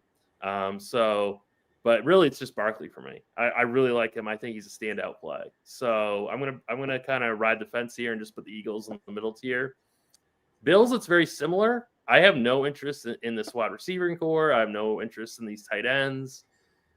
It's James Cook, but really, I like Saquon so much more. So I can't really even conceivably play James Cook. It would really just be Josh Allen for me. I'm gonna have to just put the Bills in Gladiator too, just because from a stack purpose, I don't really love it. So I'm just gonna put Eagles and he got game, and I'm gonna put the Bills in Gladiator too, just because they're from stacks here in this game. I just don't love. Should note the weather thing, orange, but this game is not tipping off in 2 hours. It's going to be at 4:25. So I'd imagine Roth will give us an update later on today. And, not a ton of clarity. Rain obviously in the forecast, but this certainly can change. And I was thinking about the defenses, maybe if we're actually going to get heavy rain, just if you want to be a little bit different with defense stuff, but I don't know how to handle. This is the one I'm most confused about as far as how to handle. I don't have any big takes. I kind of have them where you have them. I'm not going to argue with you, and I'm not just playing the game. I feel like you're playing the game, Dean. I feel like this is an angle shoot, but okay. I'm going to be undefeated in the game. That's all I care about. I want to know for beginner's luck, if you will. But speaking of Jordan in chat, and it's a fair question. I thought about it too. Is Andrew Luck a superstar? Andrew Luck, a superstar? I don't think so. Was Andrew Luck a superstar, I suppose, is the question. Maybe, but I think superstar years. Yeah. I wouldn't say he's not. According to your criteria, he is, Dean. Well, you think nobody's a superstar. I don't know. I'd put him there, but he was top 5 at his position for a couple years, so that qualifies, I guess. I mean, that's not. You're saying you don't think he was. He, I think, would have been, but I don't know if he ever reached superstardom. I think he had superstar talent. I don't know if he ever reached superstardom. Shall we poll the people? Shall we ask the people? Is Andrew Luck a superstar? Let's see. Another one though that I think is very borderline. I don't think you're wrong if you say yes or if you say no. Yeah. I thought about it too. I was like, is he a superstar that people are going to know he's a superstar? I think he's a superstar, but if you want to say he's not, and there are levels in the pyramid, right? He's not at the top of the pyramid. Yeah, I get it. I hear you. So I'm just going to agree with you, Tim. I don't know what to do with this game. And a lot of it might be dependent upon how my lineups are looking. If I end up getting to some, I do think the defenses could be interesting if we're talking about a legit slop fest. But again, Vegas is not telling us they're concerned. 44.5. The total has not changed. It's actually crept up a little bit. Should recap the board for the people. Can we just break down running back? One question. Rank Jonathan Taylor, Saquon Barkley, Chase Brown, Travis Etienne. Okay. Those four. I have Etienne and Brown like ahead of those two, all things considered. Okay. I think the absence of Tutin's really important for Etienne. Okay. He's there's a chance he was going to play with his finger. I think it's Etienne, Brown, Barkley, Taylor. What do you think? I kind of think it's Barkley number one, then Etienne, then Brown, then Taylor. You think it's Barkley one? Yeah. Yeah. I mean, I think it's super close there. I really like Barkley. I would just like him more if Lane Johnson was there. Like the Lane Johnson splits are so dramatic. Doesn't mean he can't get there, obviously. But ownership wise, let me just pull that up. I guess that's important too, right? And I assume when they're asking that question, or when you're asking the question, you're factoring that in. ETN 21%, Taylor 20%. Barkley 18%, Cook 15%. That's interesting. I'm surprised by that ownership. I'm not sure if that we didn't have Cook in that ranking that we just did though. No. Oh, did I say Cook? Yeah. Oh, okay. And this stuff changes as well.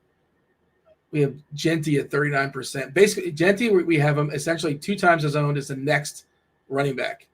Man, are you just going to play him in every lineup? Genty? Yeah. I think so. I think he.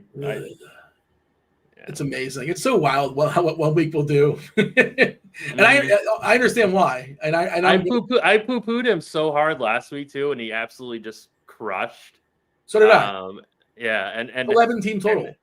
Yeah, I know, crazy. Let's recap the board. I know we have the next group coming in here momentarily. We did power rank Denzel Washington movies. It's his birthday. Shout out to Denzel. Saints are in tier 1, as well as Jacksonville, New England, and Cincinnati. Training Day was tier 1. Inside Man, really a tier 1 movie, to be fair. I just want to get it in the board. But if you've not seen either one of those, don't watch any football today. First, watch Training Day and Inside Man. Arizona and the Raiders. Might be the first time this year the Raiders are in tier 2. We got to check the archives on that. Tier 3, he got game. Hanging out with Ray Allen is the Bucks and Philadelphia.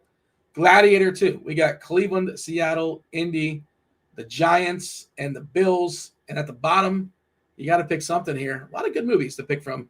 Not a lot of bad ones. We punished virtuosity. It's Miami, Pittsburgh, Tennessee, Carolina, and the Jets. Out of time getting some love in chat. That's another good one. There's too many. Was it Unstoppable? Is that the train one? That's a lot of fun as well. Tony Scott. I think that was Tony Scott's last movie, if I'm not mistaken. Let's give the people some plums. Tim, give me like your favorite stack, and then tell me who is breaking the slate. Saquon Barkley. He's gonna be relatively low owned here, so I really like him as my plums play. I'm gonna go really chalky with my stack though. I think it's Cincinnati, Arizona. By the way, if you are playing season-long stuff, Schefter is telling us it's highly unlikely that George Kittle's going to play. So, oh, wow. Yeah, I mean, that's obviously not on our slate. It's not relevant to us. I believe that's the Monday night game, if I'm not mistaken. No, that's the Sunday night game. I knew it was one of the night games. So, yeah, no Kittle, which is of note. Fire up Jake Tongas, right? Is it going to be Jake Tongas season tonight? Are you on Are you on the show tonight with TJ, breaking down the showdown with the Bears and the 49ers? I am. Yep. Yeah, the chat's asking why. Remember, the Titans did not make the board. Well, yeah, because it's not a tier. It's tier 2. It wouldn't be tier 1. It's not tier 3. And, tier 2 was already falsely claimed by a tier 1. So you can't rank everything. But obviously, that's a solid movie as well. All right. TJ, do we have the next? Is everybody fully assembled? I don't see a note. I never can see the green room. Do we have everybody here just yet? Just now, yeah. As of I wasn't holding out on you. It just popped in as you were saying it. No. I know. I was just making sure. I was looking at the clock, and I was thinking maybe somebody might have pulled a Bobby Gomes, but I did see Jordan hanging out in chats. I know at least nothing else. We have Jordan Vanek hanging out with us. But all right, let's do it. Let's seamlessly segue. Coming up next, it is GPP Final Takes coming at you right now.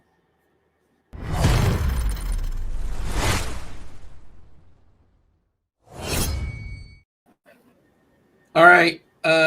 Andrew Luck. Was Andrew Luck a superstar? Yes or no? When he played, yeah. I fully believe it's when he played. He elevated so many of those Colts teams. Yeah. I'm not asking was like a superstar GM for the Stanford. That is a no. I think that's a no. But yeah, his playing days. I'm saying no. He was never anything close to the face of the NFL. Ooh, face of a franchise, though. I don't think that people knew outside of like fantasy football people or really serious football fans. I don't think a lot of people knew who Andrew Luck was. He was going to be a great Hall of Fame career. Would you consider Joe Burrow a superstar? Yeah, I would. Joe Burrow's pretty much at the same. If he retired this year, this is what Andrew Luck was. Yeah. So, but the difference for me, I live in the freaking suburbs of St. Louis, right? There's kids around my neighborhood that wear Joe Burrow jerseys and like dye their hair blonde, like after him. Yeah. Like it's kind of like LaMelo Ball or something like that. Like LaMelo's like the second highest selling jersey in the NBA, and he is a star, whether we like it or agree with it or not. Yeah, Andrew Luck had negative aura. Right, 6'7" aura, all of that stuff. Have you heard right, that I don't understand. Deeper voice. He's got a very commanding voice. Andrew Luck. I just remember, I was a Panthers fan at the time where we had the suck for luck stuff. Like I had all of my whole franchise tank was for Tua for him. He did not tank for Tua. But, I would it to be pointed out that I'm made out to be unreasonable when I say, hey, there's nuance to this. I think it depends on your definition. And then Neil goes, Anthony Edwards, no question, a superstar, absolutely. But Andrew Luck, no question, he's not. He never got close to the face of the league. You got to be the face of the league to be a superstar. But whoever got those close guys to Brady, are like the same boat. Not at all. Whoever got close to Brady. No, I'm saying the face of the league was Brady for that whole day. Like nobody ever touched that. Manning was the only one. Yeah. The question is, Neil, at any given time, how much are you gatekeeping? How many superstars are there? Because if there's only 5, then Luck is not a superstar. If you open it up to more people, so how many superstars are there? How you would define it currently in the NFL right now? Probably 8 would be my guess, something like that. There's got to be more than 8, right? There's probably more than 8 because there's a few receivers. Because of fantasy football, I also think football there are more than basketball because the people are so into fantasy football that it probably expands the number. As opposed to the NBA, it's a little bit of a smaller number. Yeah, I think that kind of is one way we kind of define it a little bit differently. Our chat also divided, by the way. There's a poll in chat. 47% say yes. Wow. 53% say no. So yeah, they're pretty much divided down the middle. Hit that like button as you are, filling out that poll. Tim, anything else before we step aside and get out of here and make way for the next pairing? Nope, we're good, Dean. That was Tim Buell. I was Dean. Shout out to producer TJ for playing the game. Shout out to me. 1-0. Never first time trying. Victory for me and scorekeeping too. So put an asterisk by that as well. But Beimfohr, it is all yours.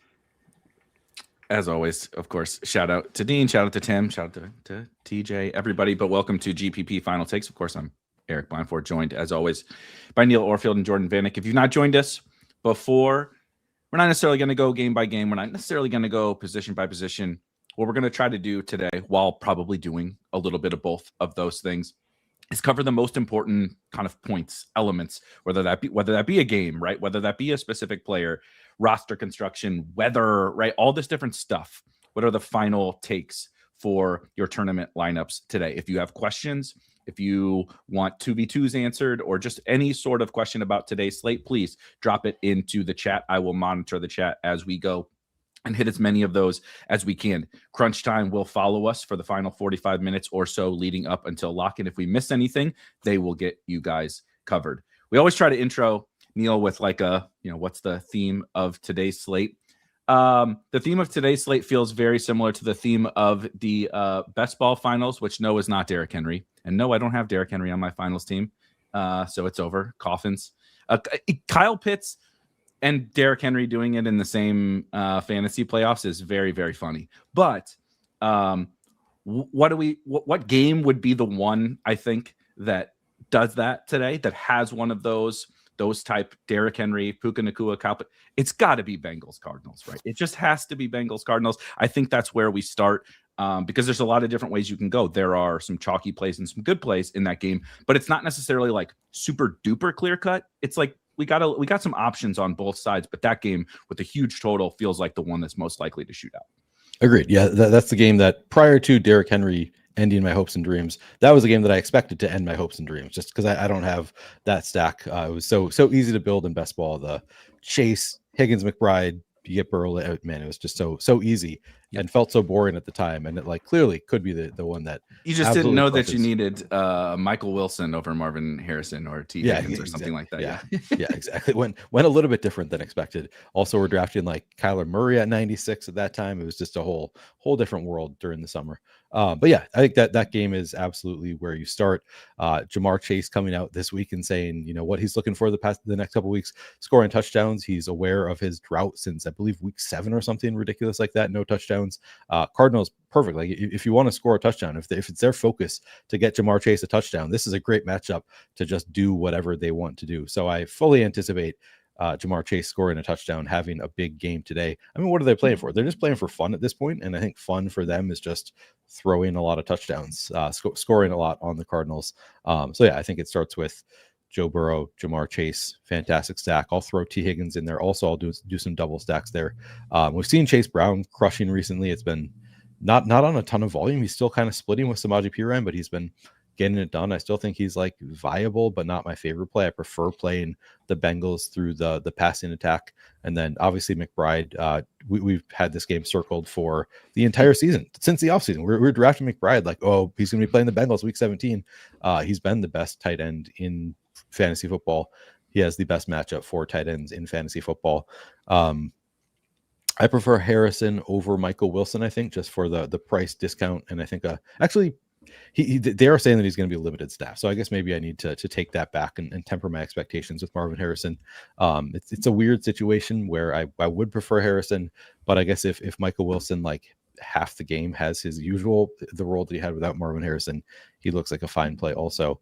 And then I think I have more interest than most in Michael Carter. I think like just running backs against the Bengals has been something we've done all year. I think Michael Carter is actually like fairly talented, and we haven't seen it yet, but I think that's just going to keep ownership in check for Michael Carter. He is nicely priced. So I like Michael Carter quite a bit as well for GPPs. Actually, like Michael Carter makes me sick to my stomach, but it's week 17, right? We don't get to choose these loser players that end up becoming relevant. But I think I like Michael Carter a little bit as well. Jordan, what do you think about this game? It's definitely the easy game to just stack. Like, it's got the highest over under. It's two teams that seemingly just like still care about playing offense. Like you watch them and it's like, oh, they're throwing not defense. Not defense. There's a lot of offense. Buda Baker's out in this game for the Cardinals, and like he just got hurt. So like his impact on the defense, we don't necessarily know. I was looking at a lot of like split data today with some of the key injuries, just like throughout the slate of some of the chalk. Like Andrew Thomas is out for the Giants, and it's like, oh, they're, this is supposed to be a significant injury. If you look at the splits with Andrew Thomas and without him, sack percentage is the same, pressure rate's about the same. Like he's a superstar left tackle for the Giants, but it doesn't really matter. So whoever, that game with Ashton Genty chalk and some other things there. But the Cardinals, I think playing it, I like the Brissett, Chase Brown, and Trey McBride side of things. I've watched this Cardinals like run defense just get dominated. A lot of it is because the corners that they have coming in just don't fill like rushing lanes, and it results in these big running plays. And then on the other side, like Jamar Chase against quarters, which is what the Cardinals play, can he make the big play happen? Yes, but I feel like T. Higgins is the guy that I would expect to get those opportunities, just like jump ball stuff. Jamar Chase is usually someone I want to beat in coverage, like just get over the top of defenses. And I feel like the Cardinals will be a little bit more keen on trying to limit him. I know it hasn't exactly mattered for guys like Puka Nacua and other things, but if you watch the plays, what Puka did against the Cardinals feels exactly the way T. Higgins plays and not the way that Jamar Chase kind of plays. So that's kind of the way I've been feeling about it. I do think Michael Carter is really interesting. Like if I played Jamar Chase, I would prefer going Michael Carter than trying to go to like, Trey McBride. I like that. First of all, the irony is not lost on me that someone in chat with the username FU2 didn't like that I called someone a loser. I was kidding, of course. I would love to be in Michael Wilson's shoes playing in a professional football game today. Also, I really liked Michael Carter as a prospect. I don't know what that says about me or about him or anything, but yeah, I like him. I think that the fun part about this game for me, Neil, and this is a little bit smaller slate, so we may dive into some of these like most important final takes, if you will, a little bit longer, is that you can kind of go a bunch of different ways. If you had like an absolute favorite way to kind of attack this game, right? Here's like what I'm going to have in more of my teams, but then here's a way that I'm attacking this game, right? Is it I'm going to be overweight this Chase Brown, Michael Carter?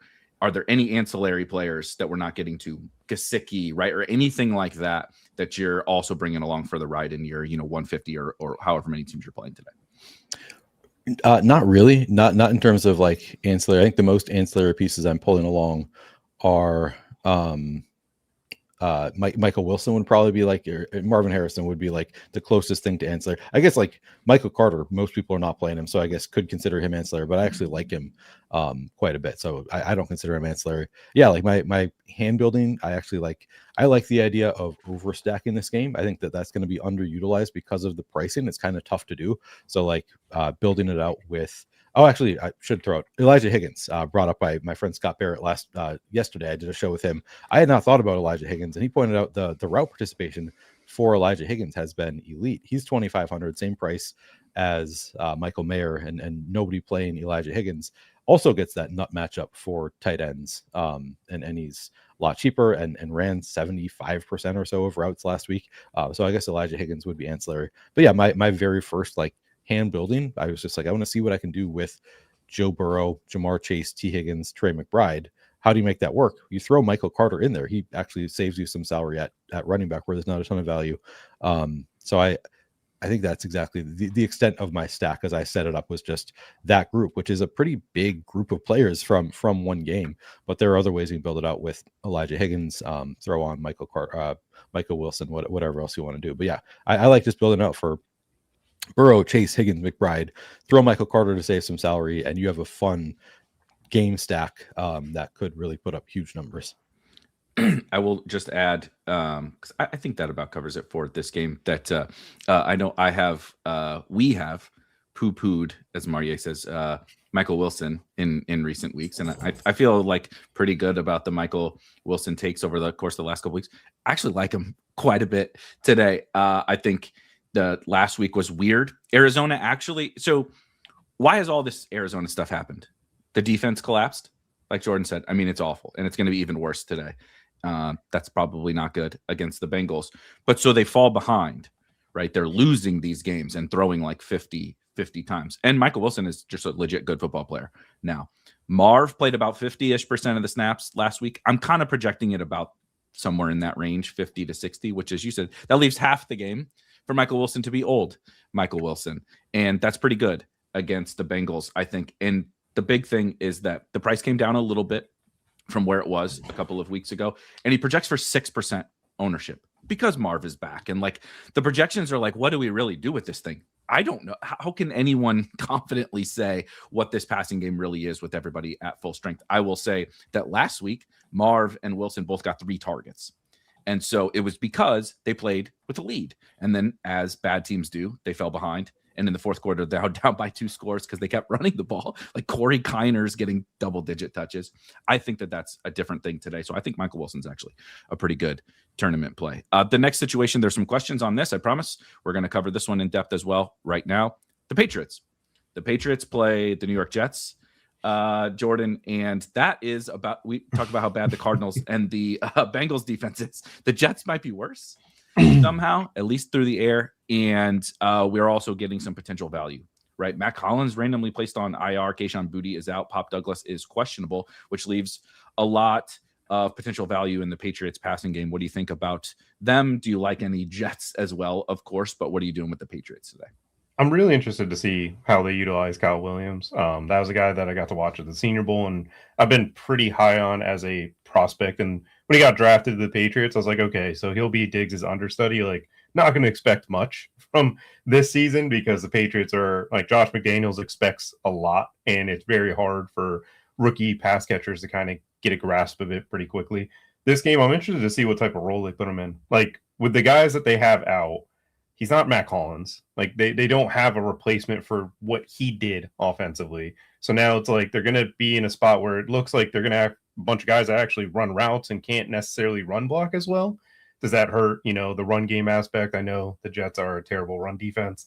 And then on the flip side, from the other side of this game, you don't have Milton Williams. You don't have Chris Tunga. You don't have Robert Spillane for the Patriots run defense. I know they've been incredible all year, but looking at Robert Spillane in particular, when he's on the field, teams are averaging about 4 yards per carry. When he is off the field, teams are averaging over 5.5 yards a carry. This is a run defense that in the opening game with these two teams on that like Thursday or Monday night, can't remember which primetime slate it was, Breece Hall ran for like 60 yards on the first drive and just kind of got it going. I kind of like the Breece Hall, like Kyle Williams mini. And if you want to play Drake May, I think I will be playing Drake May without Diggs and kind of hoping Kyle Williams grasps that like Diggs role in the offense and then getting his touchdown guy with Hunter Henry. I think Hunter Henry at 8% ownership is too low. I know Trey McBride's in the smash spot. I don't mind playing 2 tight ends this week because of how good Trey McBride projects. And if you're getting May, you need those passing touchdowns. And he's kind of still in the MVP discussion. Like Stafford doesn't play till Monday night.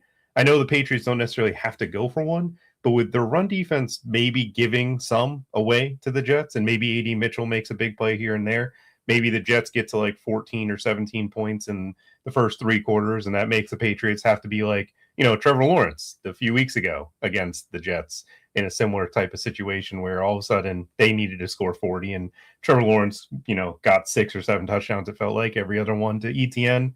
I don't mind the running backs either, but as far as this game, like I really like the Drake May, Kyle Williams, Hunter Henry stack, and I'm finding myself liking Breece Hall, who's just not going to get played this weekend. That's an interesting angle I hadn't thought about. Breece Hall, but I do quite like this game and specifically the Patriots passing game. Though I will say that Travis Etienne game will forever stick in my brain because it's like his expected fantasy points were like 7 and he scored like 31 or whatever. It was wild, but that's how bad the Jets are. And so Neil, this is probably a pretty good spot. What do you think about Patriots Jets? Yeah, I think it's a fantastic spot. Love Diggs. I think Diggs is just going to get tons of usage this week, and he's been pretty good for the Patriots. So now add in the usage with no Boutte and Hollins. Love the spot for Diggs. Hunter Henry, yeah, I agreed. Too low owned, projects really well, like Hunter Henry quite a bit.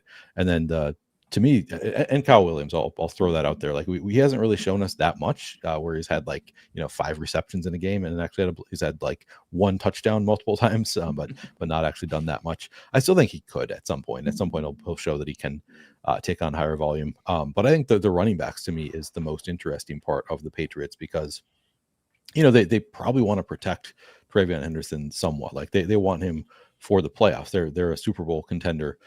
So I don't really think that they're going to give TreVeyon the full workload here. It kind of makes me like Ramondre Stevenson for large field GPPs. And this is where I should always say, like, I'm a large field GPP player. I'm trying to find players that are kind of off the wall, and it makes it easier to win large field tournaments when you have players that are really low owned. I think Ramondre Stevenson is going to be really low owned in, as we've talked about, a great spot against the Jets. And I think he'll get more volume, or at least it's well within the range of outcomes that he gets more volume than you would normally expect because Trevion Henderson is just out of concussion protocol. The team may be trying to protect him a little bit more, and it's a game that they should be able to win handily. So you'd think they run a little bit more, maybe protect the young guy that you need for the playoffs. Not that they don't also think they need Ramondre Stevenson for the playoffs, but doesn't have the recent concussion concern. So I actually like Ramondre Stevenson for large field tournaments as kind of an off the wall play. And then Trevion Henderson just obviously only needs 10 touches to blow up. So he's always in play also.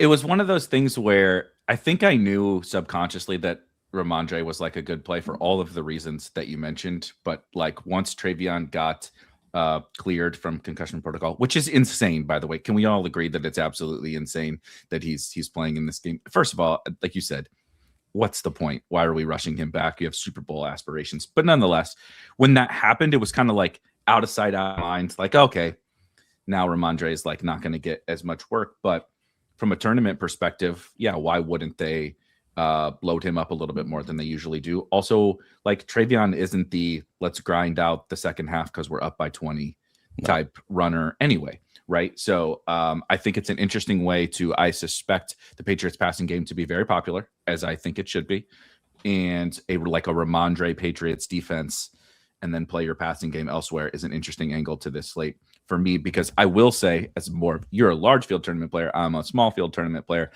I'm playing some form of Patriots, even if it's the defense. It's just such a good spot. Let's hit a couple of questions, and then I want to talk about Jordan is wearing a Seahawks jersey and they're playing against his Panthers in a huge game. So I'm a little bit shook by this. So we'll talk about that. I want to talk about that game a little bit.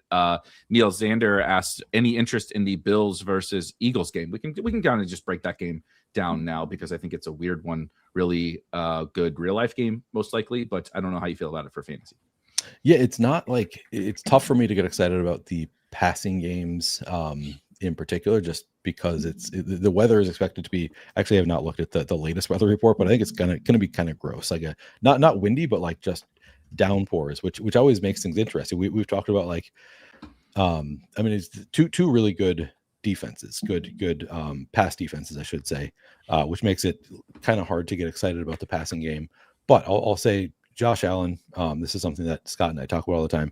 It's not really, you don't worry about the matchups with Josh Allen. You worry about, can the opposing team push him?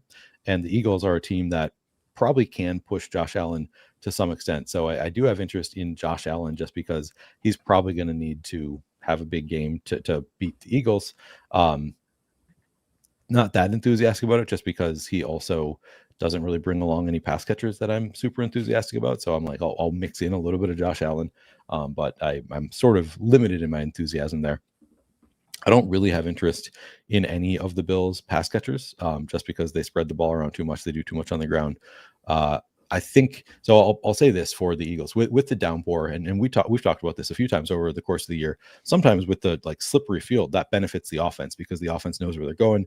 The defense doesn't know where the offense is trying to go. So if we do get a really get downpour, it could be a great spot. Actually, it could be a sneakily great spot where, yeah, it's a really tough pass defense on the Bills, but they don't know where AJ Brown is trying to go. They don't know where Devontae Smith is trying to go. So I do have slight interest for GPPs, just from what if they just have multiple of these broken plays, because they can break the defense's ankles a lot easier when the ground is slippery. So I have a little bit of interest in the Eagles passing game.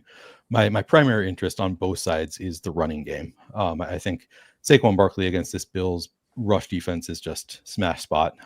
Ideal spot for Saquon Barkley, not getting a ton of ownership. Similarly, I think James Cook is just, he is 8,000, but still nobody's going to be surprised if they just lean on James Cook and he has a big game. So my primary interest would be the running backs, the top running backs for both teams, and then a little bit of interest for GPPs for mostly the Eagles side, just because it's so tough with the Bills to get excited about pass catchers. I want to play Josh Allen, but it's tough to try to figure out the correlations there. I will add Dawson Knox is truly questionable for this game, and Dalton Kincaid is not questionable, but continues to deal with the reporting on it. You would think, right? Let's set aside the rain Yes, and this is the Family Guy GIF or whatever in this game. Like, it's gonna rain, okay, in that game, probably quite heavily, as Kevin Roth, chief meteorologist here at RotoGrinders, mentioned. But you would think, like, okay, you remove Dawson Knox, it's like this is what's going to open up Dalton Kincaid. I don't think that that's true. I think that Jackson Hawes is just going to step in and play more snaps at tight end for the Bills. Dalton Kincaid is like seriously managing this knee thing or whatever he's got going on. They mention like every week. Shout out to Coach Speak Index for doing all the hard work for me on these quotes, but it's like he needs surgery in the offseason, but they're like, we're trying to win a Super Bowl. Can you like hang on, buddy, for a couple months? And so I would love to like Dalton Kincaid, but I'm just not so sure. But Jordan, what do you think about this game? And then specifically, like, where does Saquon rank kind of amongst the running backs? Because as I thought Neil was going to say, when you talk about defenders, like footing, that sounds like a Saquon 75-yard touchdown to me coming today, which we haven't seen a lot of those, but maybe today's that day. Yeah, it's definitely like Saquon obviously ranks highly. I think Jalen Hurts is really interesting in this one too. One player that the Bills have out is Daquan Jones, and I don't know why. I was looking through the splits from like Sports Info Solutions with Daquan Jones in particular, because as a Panthers fan, I really liked when he was here. He was a really good player for us. The Bills' pass defense with him on the field allows like 5 yards per attempt. It's really, high level football. With him off the field, it's like a 66% completion percentage, 8 yards per attempt, 5.6% touchdown rate. And like, I know the field is playing Saquon Barkley. And if Saquon Barkley runs well, that sets up a lot of play action. That sets up a lot of different things. The Eagles, again, they're not a creative offense. I'm not putting a lot into this Eagles passing game. It's very tough work. But they have played a little bit better as the season has kind of gotten to this point where they're kind of out of sight, out of mind for the last like month or so. Like the Chargers game was rough because of all the interceptions, but then he turned around and he's 5 touchdowns the last 2 games passing. Like AJ Brown and Devonta Smith have kind of had some moments here and there. Dallas Goedert's obviously just randomly scored a touchdown. It seems like every other week. I think like a Hurts AJ Brown with a James Cook bring back is not getting played a lot. And it's like, what if Jalen Hurts tush pushes himself into 2 touchdowns and Saquon gets you the 100 yards rushing, which is awesome, but it just allows Jalen Hurts to steal the fantasy points. And then AJ Brown, you talk about, again, tackling someone in the rain. If AJ Brown catches a slant and he has a little bit of space, like he still looks elite. Like I know he's dealing with wisdom teeth removal or some nonsense going on there. He didn't practice this week, but AJ Brown just kind of like out of sight, out of mind for a lot of weeks and hasn't been doing a whole lot from he hasn't boomed, but like still 19, 12. He had a 38 game against Chicago in like kind of tough conditions. And I think it was super windy in that game. It was like a Saturday or some nonsense, but it just feels like Saquon's played a ton, but we're just forgetting how much Jalen Hurts just steals stuff from him. And that just feels wrong. Like obviously big touchdown runs are big touchdown runs, but the tush push still hurts me with Saquon. It is interesting with the tush push that how much that's died down because they haven't been as good at it this year. And all they had to do was start calling the blatantly obvious false starts that happen on most of the tush pushes. And it's like, oh, it doesn't work 100% of the time when the offensive line can't jump off sides every single time. But that's Dallas Goedert is like you guys said it with like Josh Allen, where like, I don't really think the matchup matters. It's not a particularly great matchup for Dallas Goedert, but he's like, if they don't tush push at the goal line, it's like, get ready for the shovel pass to Dallas Goedert because they love that one next, right? The old Chiefs to Kelsey thing. It's like he could score 2 touchdowns in absolutely any game. Besides Trey McBride, I find this tight end slate to be pretty gross. And so Dallas Goedert was another name that was of interest to me. A couple more questions, and then we will get back to some of these games. We'll break down running back, all that different kind of stuff. There's multiple, Neil, there's always guys that get asked about more in the chat than I maybe not have even thought about them today. I do understand why, but it's fitting for you because you're the backup running back guy. And Isaiah Davis has gotten mentioned in the chat a couple times, popped up for a nice game last week, mostly through the air. He's like kind of good as a real life football player, but of course, Breece Hall is still there. You playing any of that like in a trailing game script?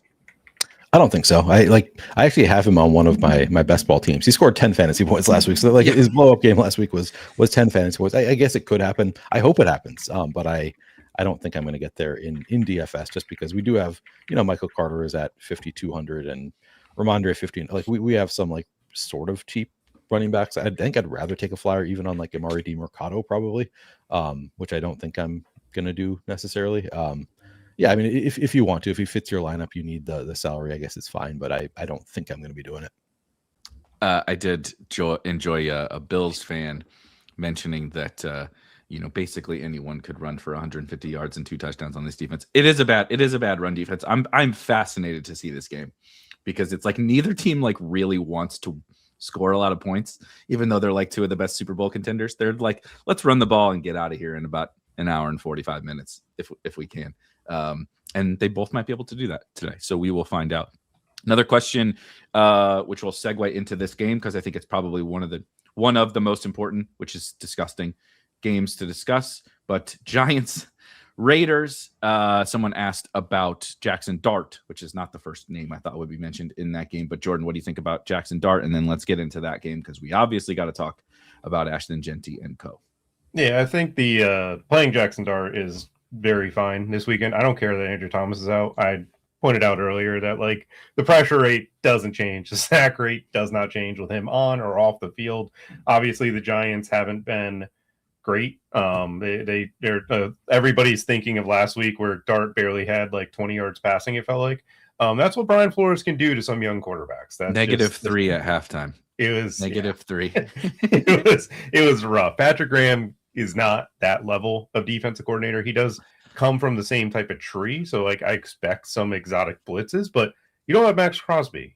Like this is the first time I feel like I've seen Max Crosby not on the field for the Raiders in like 5-6 years. Like it's been a very long time. How much of an impact will he make is going to be tough to like adjust to, but you can say it's going to be an opportunity for the Giants to kind of get the deep passing game going. So it definitely turns my attention to Darius Slayton a bit more than I had early in the week because I like Wandale, but the Raiders run a ton of cover 3 and like you've seen the George Pickens and like the bigger bodied receivers give this team issues when they, down the field, and not that Darius Slayton is George Pickens, but he'll run the deep routes for this Giants team, and Jackson Dart isn't afraid to put it up for him. He just drops it a lot.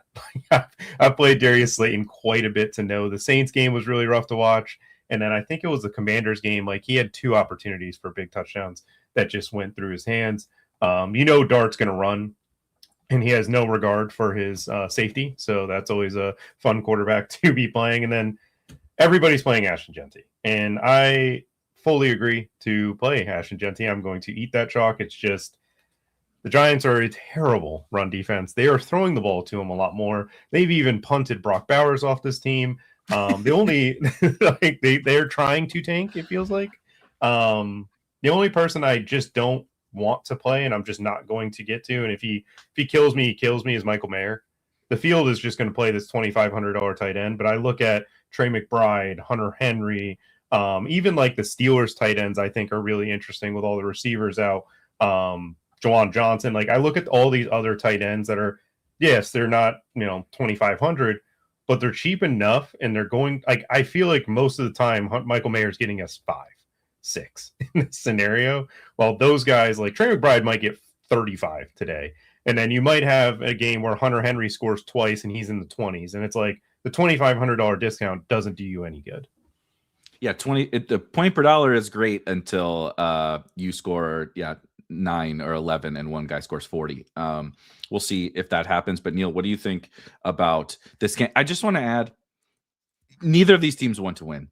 This is the toilet bowl of all toilet bowls. They're shutting people down.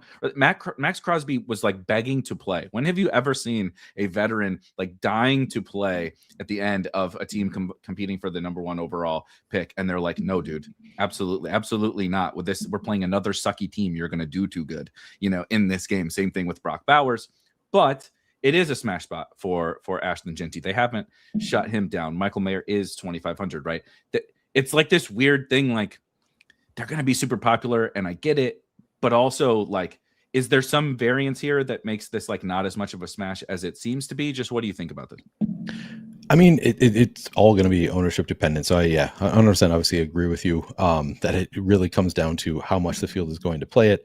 I'm not seeing a ton of ownership on Jackson Dart, at least, or on the quarterbacks in this game. So I do have interest in Jackson Dart. I'll play into that variance. I know Jackson Dart, kind of suggested this week that he's excited for the game plan going forward, that he's talked with the coaches and he likes what they're trying to do this week. It's a weird spot where both teams want to lose, or I should say the ownership of both teams wants to lose. I don't think the players want to lose. I think the players are still going to be playing their asses off, and they're going to be, the players Pete Carroll might not know what the Raiders record is, if we're being honest at this point in time. Right. Like the coaches, the players, they all want to win. The ownership doesn't want them to win, which is why they shut down Max Crosby, and he has to post videos of himself playing basketball, and like he's just furious with the team. But yeah, the fact that they're shutting down some of their best players, I think we can play the remaining players. I like Jackson Dart quite a bit. I think you can, like, everybody's been playing Wandale. You can still get different, I think, by playing some. I actually do like some Darius Slayton, despite the drops.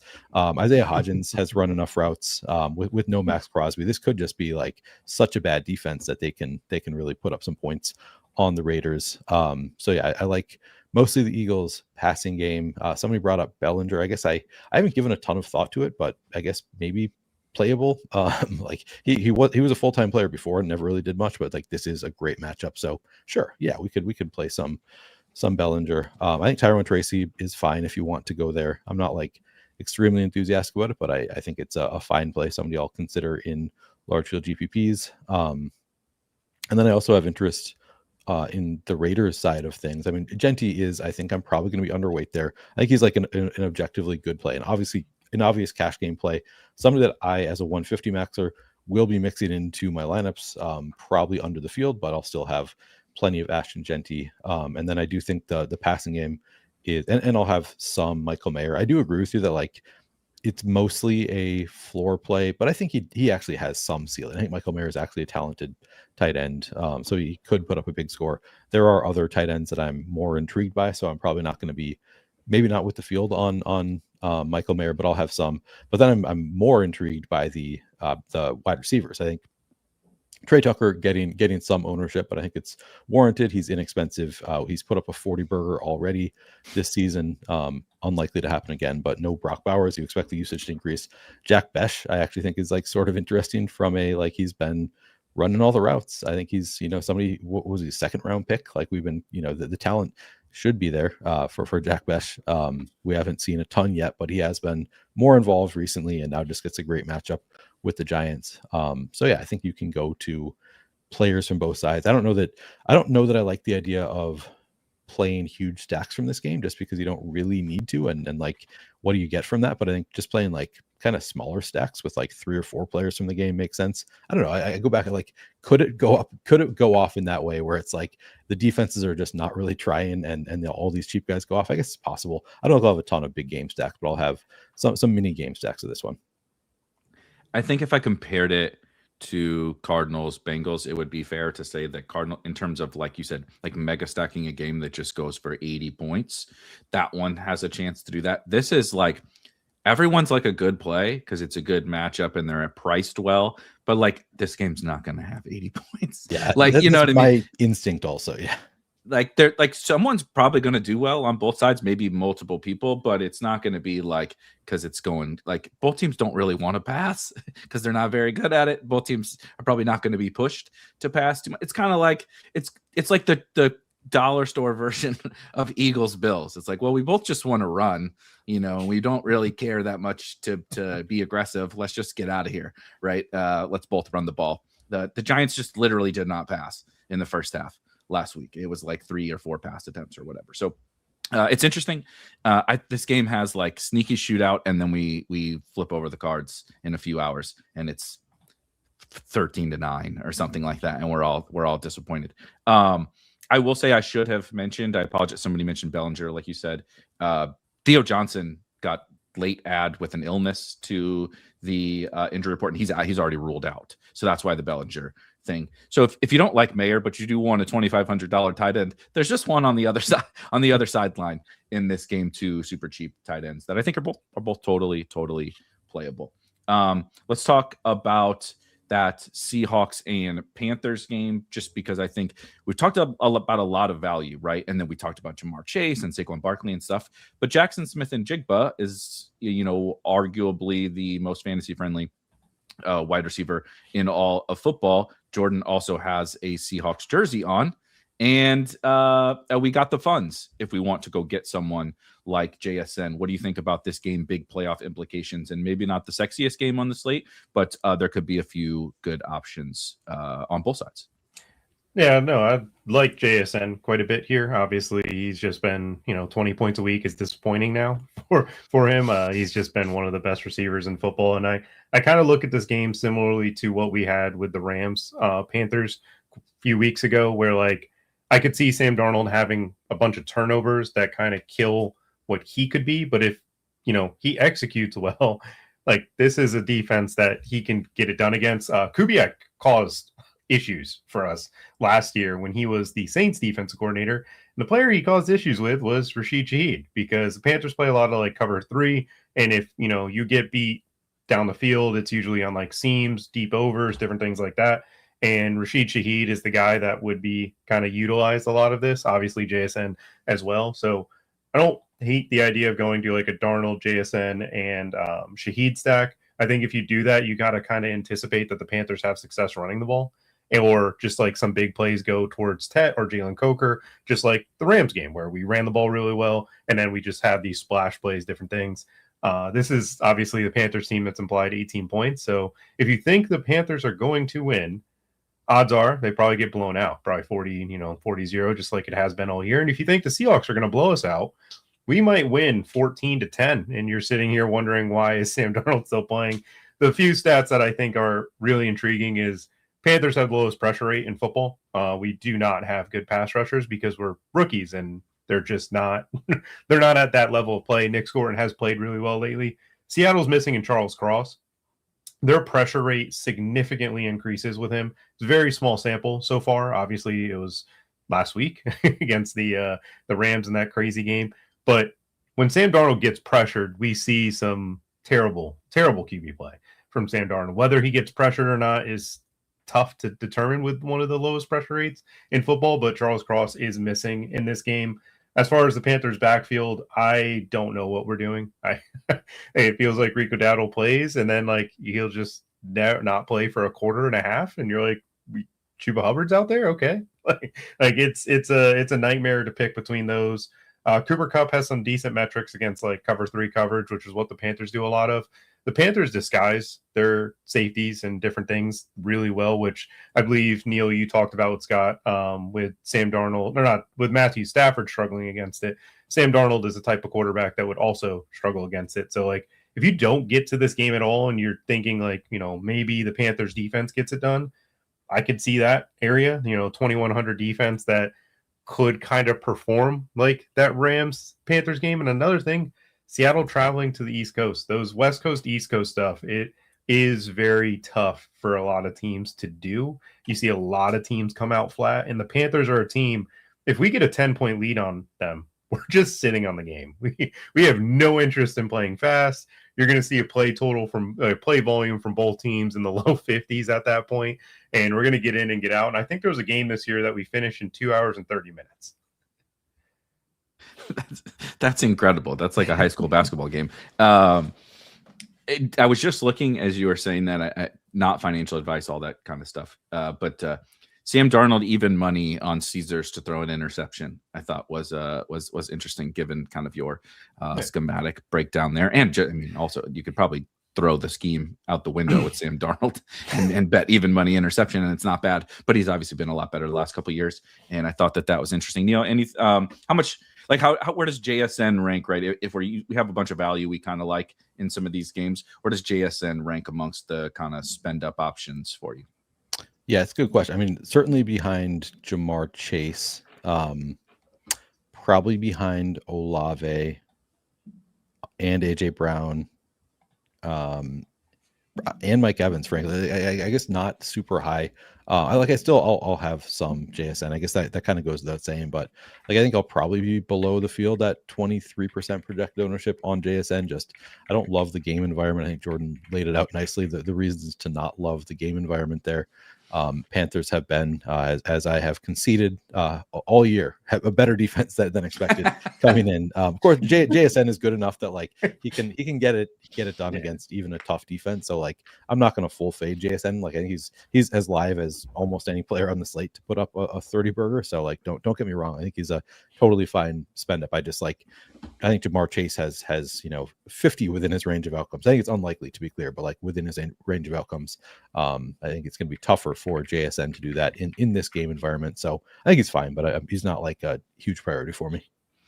Makes a ton of sense. A question here. We'll hit some of these. Question Alan asks, Neil, you mentioned Mike Evans, and we've talked about Stephon Diggs. Which one of those two you prefer? Just as a one-off, right? Doesn't have Drake May or Baker on the team. Diggs, yeah. I like Evans just fine, but like with Baker banged up, it's kind of a somewhat thinner play than Diggs, who I think just like is in a great spot. I should have also said this earlier too. We're in incentive season. That didn't go particularly well for Travis Kelce. So incentives are not everything. They're not a lock, right? Matchups and all that kind of stuff matters too. When Street Fighter is your quarterback and you're not very good at football anymore, you're probably not going to hit your incentives against the Denver Broncos. However, Stephon Diggs does have, I think he needs 130 yards in the next 2 weeks for like 500K and like 8 catches or something. Don't quote. It's in that ballpark. Yeah. And there's other guys with some incentives. I think Marie mentioned Wandale needs like 100 yards or something like that. So I do think Stephon Diggs has definitely talked to Drake May about what his incentives are. If anybody has done it, it is Stephon Diggs. Some other guys probably don't care as much, but I do feel pretty confident in that. So if that's important to you, Mike Evans needs about 5,000 yards to keep his streak. So I don't think that's happening, but Stephon Diggs does have pink powder. Yeah, exactly. And it's just the parting of the Red Seas. Like every other wide receiver goes out and Diggs needs 130 yards. I'm starting to wonder, like, this is awfully, I'm not a conspiracy theorist, but this is awfully convenient for Stephon Diggs to make $1 million over the course of the next 2 weeks with all of his teammates being hurt. Let's see here. You talked about Rico. Here's a question that can segue into Trevor Lawrence and the Jaguars, because that's a pretty good spot as well. Just quick. Have you seen that Sauce Gardner was 1-7 on the Jets, or 1-6 on the? I'm going to get one. It's one of these. Yeah, 1-6 or 1-7 on the Jets, and he's now 1-6 or 1-7 on the Colts. It's like no matter which, he got traded to a Super Bowl contender and has had the same record as he had when he was on the Jets. Poor Sauce. Some good jokes out there on the interwebs about Sauce Gardner, but they're playing the Jacksonville Jaguars, who are like, talk about two teams going in opposite directions. My goodness, the Jaguars look like a Super Bowl contender over the course of the last couple of weeks, while the Colts have totally collapsed with injuries. But where does Trevor Lawrence rank, Neil, kind of amongst the quarterbacks? Because he just keeps doing it, whether it's the crazy ETN games or Jacoby Myers or whatever. Trevor Lawrence keeps doing it even in tough spots, and this is not so tough of a spot for him today. Yeah, it's like it gives me the ick because he's been doing it too well, and it's like, this isn't sustainable. Like this is Trevor Lawrence coming. We have a full career of him not being great for fantasy, and now he's done it multiple games in a row, so now he's going to get ownership, and I really don't want to play it. But at the same time, like he's looking really good lately, and it is a great spot. So I'll have some Trevor Lawrence. Again, I suspect I'll be under the field. He is projected to be the chalkiest quarterback on the slate. He's still just 6,100. So like relative to his recent performance, he's kind of inexpensive. Relative to his career, he's a little expensive. So probably fairly priced. But just given that he is the chalkiest quarterback on the slate, I suspect I will come in a bit underweight on Trevor Lawrence. I'll probably come in a bit underweight on Jacoby Myers. I think he has upside, but I don't think that I think he's more of a floor play. I don't like with Jacoby Myers getting a ton of ownership, I lose excitement about it. The Jacoby Myers autobiography, I think he's more of a floor play. Yeah, exactly. Jacoby Myers, more of a floor play. He's been really good. He's like been really good for their offense, like really, really good, but not necessarily so good for fantasy himself. Yeah. Not super enthusiastic about the Jaguars overall, just because they're kind of all getting ownership.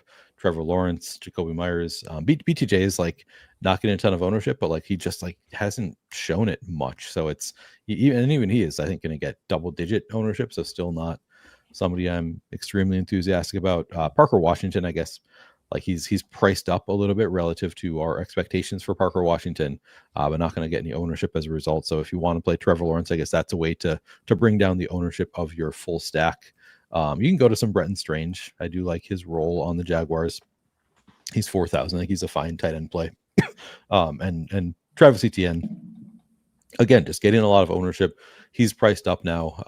I know that the Colts are not a great defense. They lost DeForest Buckner again, but they got Sauce Gardner back, which I think does help a little bit, despite the numbers.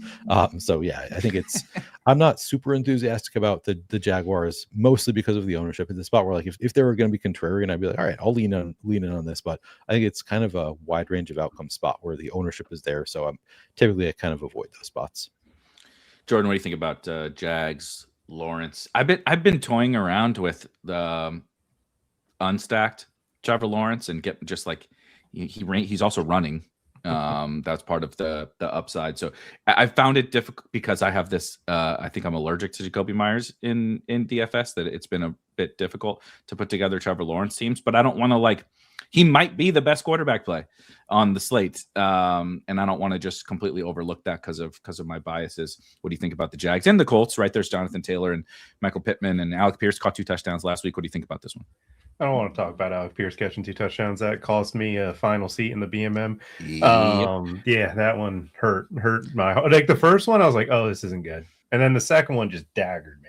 I needed basically that exact JT outcome to get my finals team that has JT through and fend off a JT team, but I got hawked down in the 5-5-5 with my Darren Waller team by Darren Waller, Trey McBride, hawked by Jahmyr Gibbs. What a disaster. By freaking Alec Pierce with Phillip Rivers throwing him the ball. It was so stupid. But regardless, the Colts as a whole, I just don't have interest on that side of the ball. Like I get what Phillip Rivers has done is looked cool, and that's really awesome.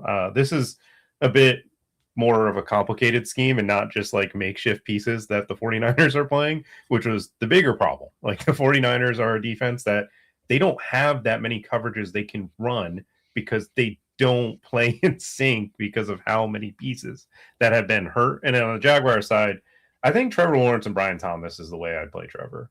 Like, I know Brian Thomas has just done nothing for us this whole year. And I've been the one to say it. Like, you know, it feels like Tyreek Hill last year, where you just keep playing it, but that hand injury just doesn't get it done. Against this Colts defense, I want Sauce Gardner guarding him. Sauce is not the corner that everybody makes him out to be. Like, he is very flashy, and he is, I guess the word is superstar that we will use because people know his name. But he is nowhere near Derek Stingley in that class, and from what Derek Stingley is doing on the Houston Texans side of the ball. And he gets beat in coverage more often than not. I'm still picturing the last time Sauce Gardner played with the Colts, and Drake London had 45 or something insane, 3 touchdowns, and killed them multiple times. And that was a game he shadowed. So I would prefer Brian Thomas. Parker Washington played really well.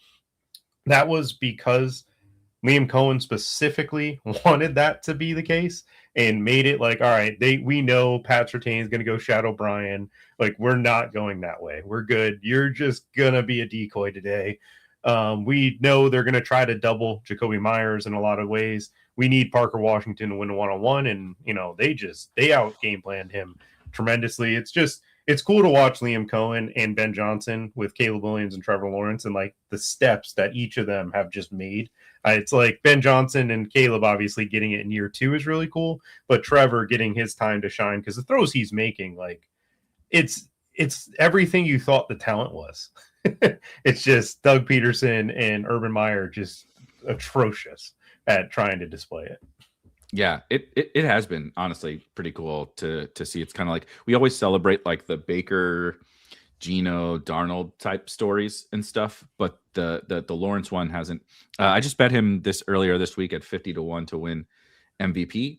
I don't think it's going to happen. I still think Matthew Stafford is going to win it, and if Stafford doesn't win it, it'll be Drake May. But I don't know, man. If he does this 2 more times, what he's doing down the stretch. Like, we love some recency bias, right? We love some good old recency bias. Derrick Henry was the greatest best ball pick of all time. Yeah, they could be the 1 seed too. They can legit be the 1 seed.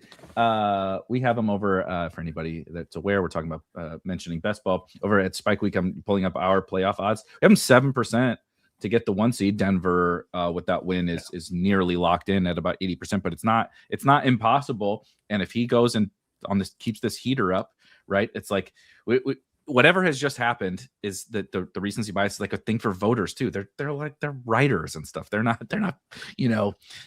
psychology experts. They also feel these emotions that we all feel. And maybe Trevor Lawrence has also taken that leap is what I was going to say is like with Liam Cohen, like he, sometimes something flips. And I think it's possible that has happened with Trevor Lawrence. Let's see. Tyler Warren. There's some questions about Tyler Warren in the chat. Any Tyler Warren for you today, Neil? Yeah, Tyler Warren definitely well within play. He's going to get some ownership. I think it's warranted. I think he sets up well for what Phillip Rivers, at least we think he wants to do, which is throw the ball short, middle of the field. He was, he threw an interception targeting Tyler Warren last week, but I think he's going to continue to pepper Tyler Warren in the middle of the field. So yeah, I think he's a totally fine play. I'm not acknowledging this Phillip Rivers as a DFS play today. No, thank you. There's actually like the quarterback slate's kind of awesome. Like no offense, Phillip Rivers. I love that the tout was he almost threw for 300 yards. Like he almost threw for 300 yards last week when they lost by 1 million. What's he going to do this week? The Jags defense has been playing really well too. By the way, another like sneaky thing for like their playoff upside. And like I said, the quarterback slate is really good today. Like if you don't have just play Jacoby Brissett or Drake or Jackson Dart or what, like something like that. If you need one of these cheap guys. Question: do the Steelers need to win today? Yes, they very much need to win today to avoid a do or die game next week against the Ravens. What a disaster season for the Ravens, by the way. What a joke. Every year my wife always asks before the season starts, who's going to make the Super Bowl. I think I've said the Ravens for like 5 straight years, and then she's beginning to question how someone pays me to talk about football for a living with backing the Ravens every year. Here's a question, Neil. Burrow and the Giants defense or Lawrence and the Steelers defense? We could do a little defense talk, but do you prefer paying up for, assuming there's correlation here, right? Do you prefer paying up for Burrow and a little cheaper defense, or just take Lawrence? Yeah, I like the Burrow side. I think I prefer both the quarterback and the defense of the Burrow Giants side. We talked about Jordan, we got to talk about Taysom Hill. Somebody mentioned Taysom pops up for 12 carries, 6 targets and a touchdown pass last week. That was certainly a doozy from Taysom, but he's also still cheap down there.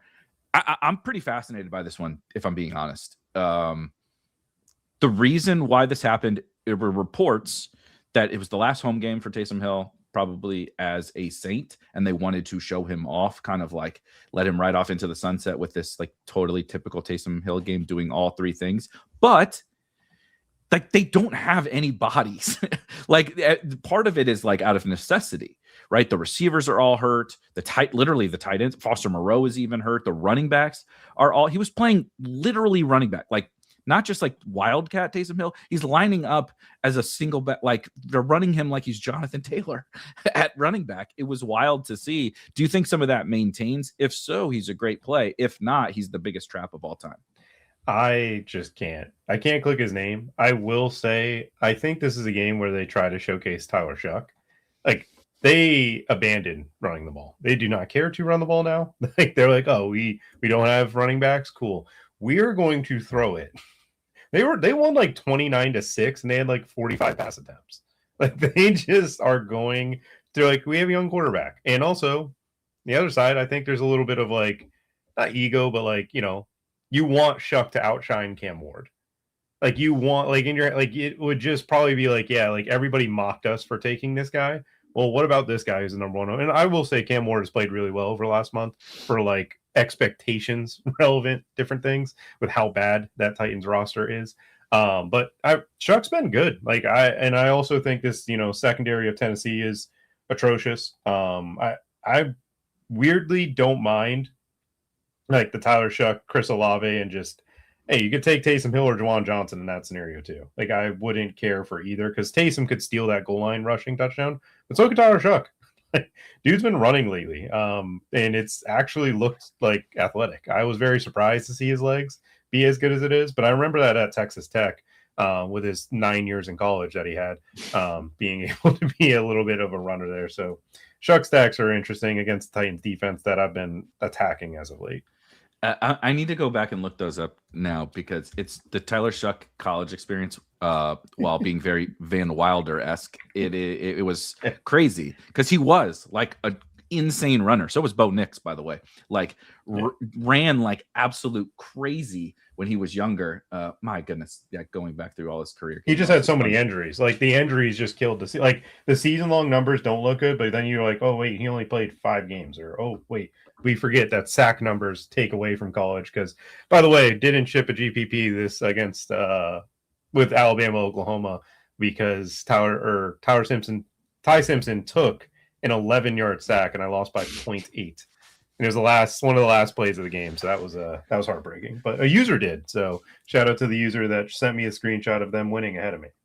That is beautiful. But yeah, Tyler Shuck at Texas Tech has like 25 carry games, like he beat Ole Miss in a bowl game, 25 carries for 111 yards. He can run. It's if that has come back, I think that's pretty interesting. Neil, we also probably need to talk about Chris Olave, who is kind of, because Chris Olave is like so boring to like the fantasy world. He's on this crappy team. He's like very good, but he's not this superstar, dare I say.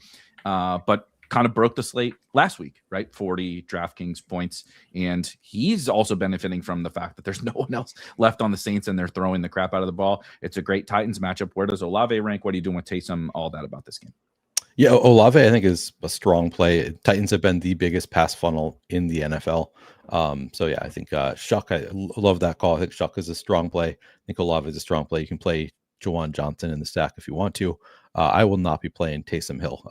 As Nick Underhill tweeted out yesterday, Taysom did a whole press conference about how they were calling plays with the purpose of making the most of his Superdome finale. Not sure it's predictive of what's next. Yeah, that's my expectation, is that it was just like, all right, let's have the one last hurrah for Taysom Hill.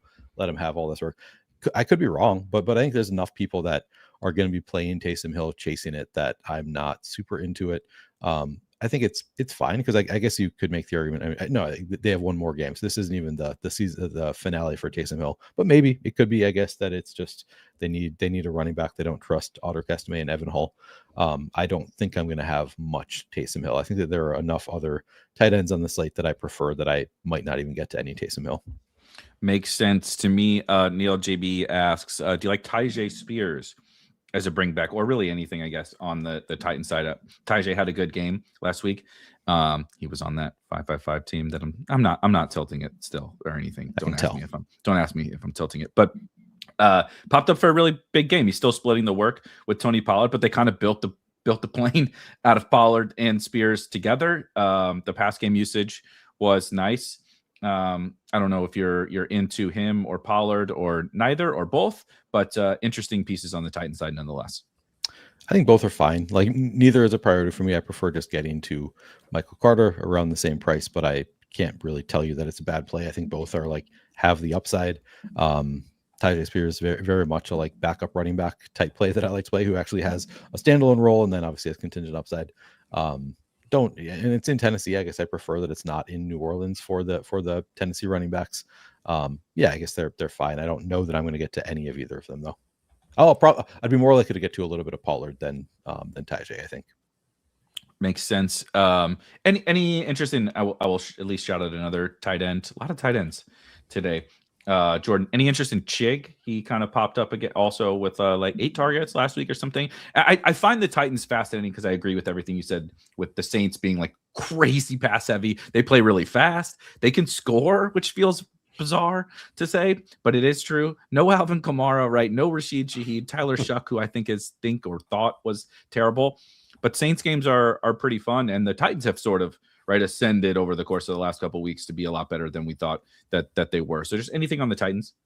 Not much. I just don't have interest in him because I have too much love for Henry, McBride, Even like the Goddard, Juwan Johnson. I'm trying to look down the tight end. I mean, all the Steelers tight ends, because I know there's 3 of them and it's really hard to figure out.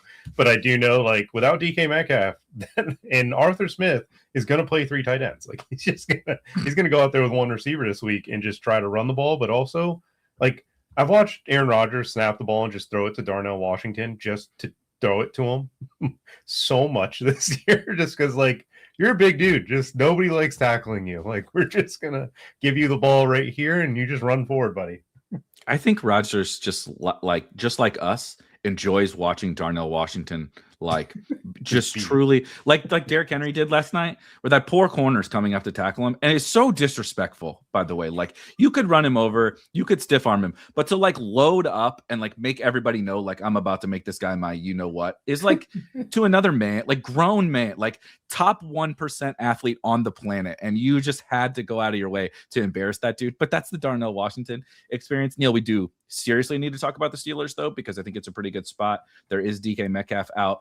Gainwell and Warren kind of keep doing this thing at running back, but like there's a lot of opportunity here without DK Metcalf in a pretty good spot against the Browns. Jordan had mentioned earlier in the year multiple times about how much Aaron Rodgers kills man coverage. No one runs more man coverage than the Cleveland Browns do in the entire NFL at nearly 50% of the defensive snaps. But is it MVS? Is it Adam Thielen? Is it Darnell Washington? What do we do with the Steelers? I mean, this is a game with a 35.5 total. Like, I'm not that enthusiastic about it. Somebody in my Discord was just asking me like, hey, how do you feel about Aaron Rodgers doubles for my single entry? And I'm like, I hate it is what I told them. I like, don't let me take you off of anything that you want to play, but I'm not enthusiastic about it. I think if you want to play the running backs, that's fine from a, like, the Browns have just imploded on defense perspective. Like, yeah, I think it's kind of a gross split. I think both Gainwell and Warren are fairly talented. And both can pay off their price tags. I'm not super enthusiastic about it. I will get to some of Gainwell for sure. I'll probably get to a little bit of Jaylen Warren and just like, hope that this Cleveland Browns defense continues to be what they've been recently. I kind of wonder if it's more likely that they get up for a game, they, regain their motivation in this matchup just because it is such a big rivalry. So I think this could be a spot where they actually toughen up a little bit, get back to the Browns defense we're used to. But no, I think the running backs are fine. If you want to play a little bit of one-off MVS or something, have at it, I guess. Don't let me talk you off it, but I'm not enthusiastic about the Steelers passing game personally. I don't think I'm going to get to a ton of Darnell Washington or anything else here. Jordan, anything stand out to you? And then also Harold Fannin, I think, is worth discussing. Obviously, David Njoku hurt, right? That he's as hurt as Mason Crosby is, I think. But Harold Fannin racking up a bunch of targets, getting wildcat goal line touches, and Quinshon Judkins with an unfortunate, really, really brutal injury last week could open things up for Fannin. Does it open things up for Dylan Sampson? Does that matter? I don't know, but there are some interesting kind of absences in this game that could open up fantasy points on both sides.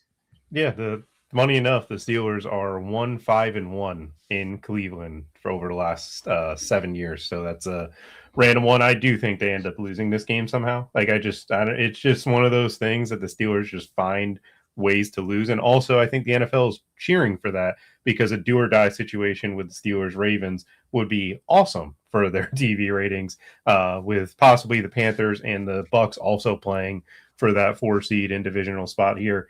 I think it's also cool that Myles Garrett might break the sack record on Aaron Rodgers, with Strahan breaking it on Favre. I think that's just a weird correlation that hasn't been talked about as enough. But the running backs, in many ways, that's a funny correlation. Yeah. I'm so mad at myself for talking Jaylen Warren up last weekend, and then having Gainwell do it, and then also Warren just absolutely snapping, and me playing Aaron Rodgers sitting here like, I just can't. Like, I don't like any of this. This is just a terrible, terrible thing. I played Metcalf. Imagine playing Metcalf, watching all that happen. The only thing Metcalf did notable in that game was punch a dang fan while the running backs are going for 60 fantasy points together. Yeah, so MVS also dropped a touchdown for me, which was really sick. I think Adam Thielen's a fine value play if you want to pivot off of Kyle Williams here. Like, just purely, hey, I have $100 extra. I could play Kyle Williams, but I'd rather just play Adam Thielen just to get the perceptions. Harold Fanning's cool. Like, he's just a cool player. He's not going to get much ownership this week, it seems, just because of, I think he was on the injury report the whole week, I believe, with that like ankle or something, I believe. Yeah. I'm not sure. And that makes him like lower owned. And also he's just an uncomfortable price tag with Trey McBride being 7-4 and then Hunter Henry being 4-5. But I do think his usage is really cool. We got about 4 or 5 minutes until we are going to bring the crunch time crew in. If you have questions, we'll hit as many of those as we can. I think I'm just scrolling through quickly lineup HQ. I think we touched on most of the stuff that really needs to be. The only one, the Buccaneers and Dolphins, but yeah, I will say Corey Brewer's out for the Dolphins. I love Tampa Bay's defense. Like, Corey Brewer's the all-pro center for the Miami Dolphins and does all the cool stuff they need to get their run game going. And if you watch Quinn Ewers last week, he dropped back and stared. He just stared where he was throwing it the whole time, did not move his eyes once. It was remarkable watching how much he just stared down guys. Buccaneers defense is really fun today. I did tag Egbuka. I think if Egbuka is going to have a good game this year, I think today has to be the day. There's too much coach speak with it, and on top of it, like, they need this to work. Like, they cannot have the way their passing game has looked over the last month be the way that they end up in or I guess it would be Carolina, Tampa Bay, which I might go to the game. Still debating on if I want to take that trip out there. Neil, any Bucks or I guess Dolphins interest? I will just add, I think I tagged, we should have talked about this if multiple tagged players from this game. I apologize, but this is an awfully appealing price for Bucky Irving. The fantasy production has not been particularly appealing, but similar to the Ibuka logic, it's like, I think they kind of need to get this thing going right heading into next week. And so Bucky was appealing to me. I agree with the Bucks defense. Anything on this one? Yeah, I think Bucky, great call up. Devin Achane, I think very, very playable. You get past the defensive line for the Bucks, and they're just very beatable, and Achane certainly capable. So I'd say those two. Evans, I think, is my favorite of the Buccaneers, just from a talent and opportunity standpoint. I think Evans my favorite. Egbuka, agree with you. Like, totally fine play. They have talked about like just trying to get the ball to him early on in the game, which maybe they'll do that. So Egbuka, fine. If you want to play Godwin, fine. But Evans probably my favorite on the Bucks. I will play some Baker Mayfield. Yeah, I think that and Bucky Irving. Yeah, I agree with you. Totally reasonable. I'll hit a couple of these and then pass out some more questions to these two gentlemen. Kinger says, "Is McBride worth the 7,500 on DraftKings?" Yes, I think we all agree. Yes, he is. Does that mean you have to play him? No, of course not. But is he playable at 7,500? Yes, he is. Let's see. A question from Joseph asked about the Philly and Buffalo game. We did break that down kind of close to the beginning of the show since we're running short on time. If you go back to like probably about 10 minutes in or so to this particular part of the show, we talked about Philly and Buffalo. I think we're all a little bit higher on it than the field is, though. Getting to the afternoon with like a Hurts, AJ Brown stack and watching a monsoon where both teams throw the ball 9 times feels like not very fun to me. Let's see. QQ Neil, ETN and Trey Tucker, I assume, or Genty and Parker Washington, assuming you already have Lawrence and Brian Thomas Jr. So double stacking Lawrence, which way would you go? I would probably go with the Lawrence double stack. I think that would break the tie to that one. Joseph also mentioned, about Taysom. I also should have said this. I apologize. Absolutely not on FanDuel. I mean, absolutely not on FanDuel. He is min price basically on DraftKings. That's why it's a conversation. FanDuel, he's like priced like Justin Jefferson or something. It's kind of crazy.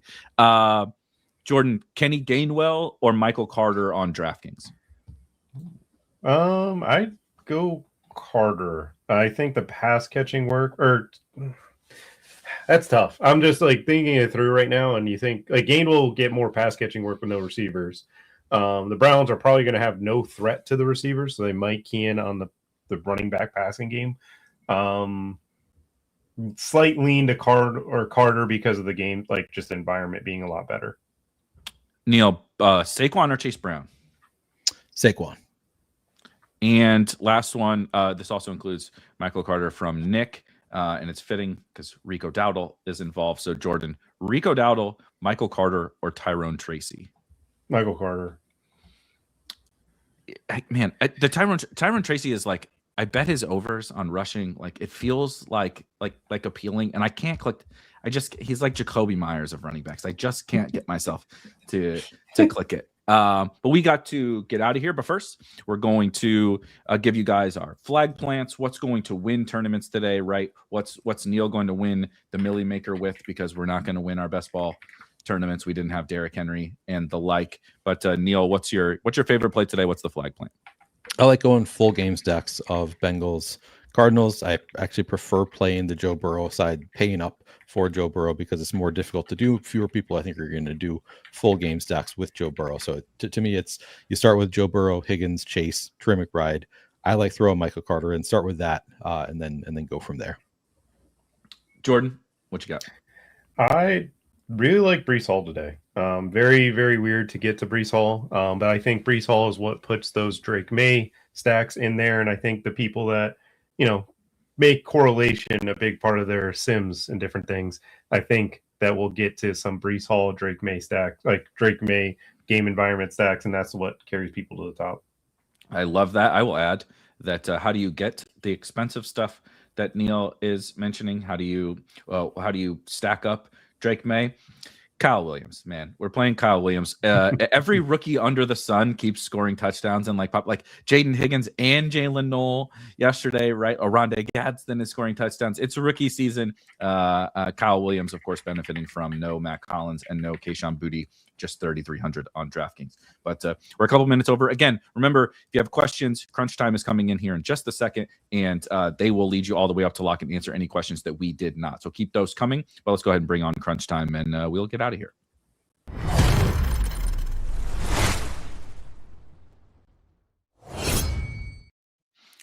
All right, guys. I'm a little bit under the weather, so I'm not going to stick here too long with you guys. But I gotta hear the TJ and Chief flag plants of week 17. So what do you got for me, Chief? It's very simple for me. Chase Brown. I love the passing game in that game, but I think Chase Brown gets off today. And if you would indulge me while you're feeling really bad, Erik, for many reasons, by the way, on the other side of that, I'm going to just stack up the Arizona Cardinals. So Chase Brown, run back with the Cardinals offense, and let's see if we can win this thing. Who is it? Michael Wilson or Marvin Harrison? If you had to pick no, it's Wilson. I don't trust Marvin Harrison to get a full complement of snaps.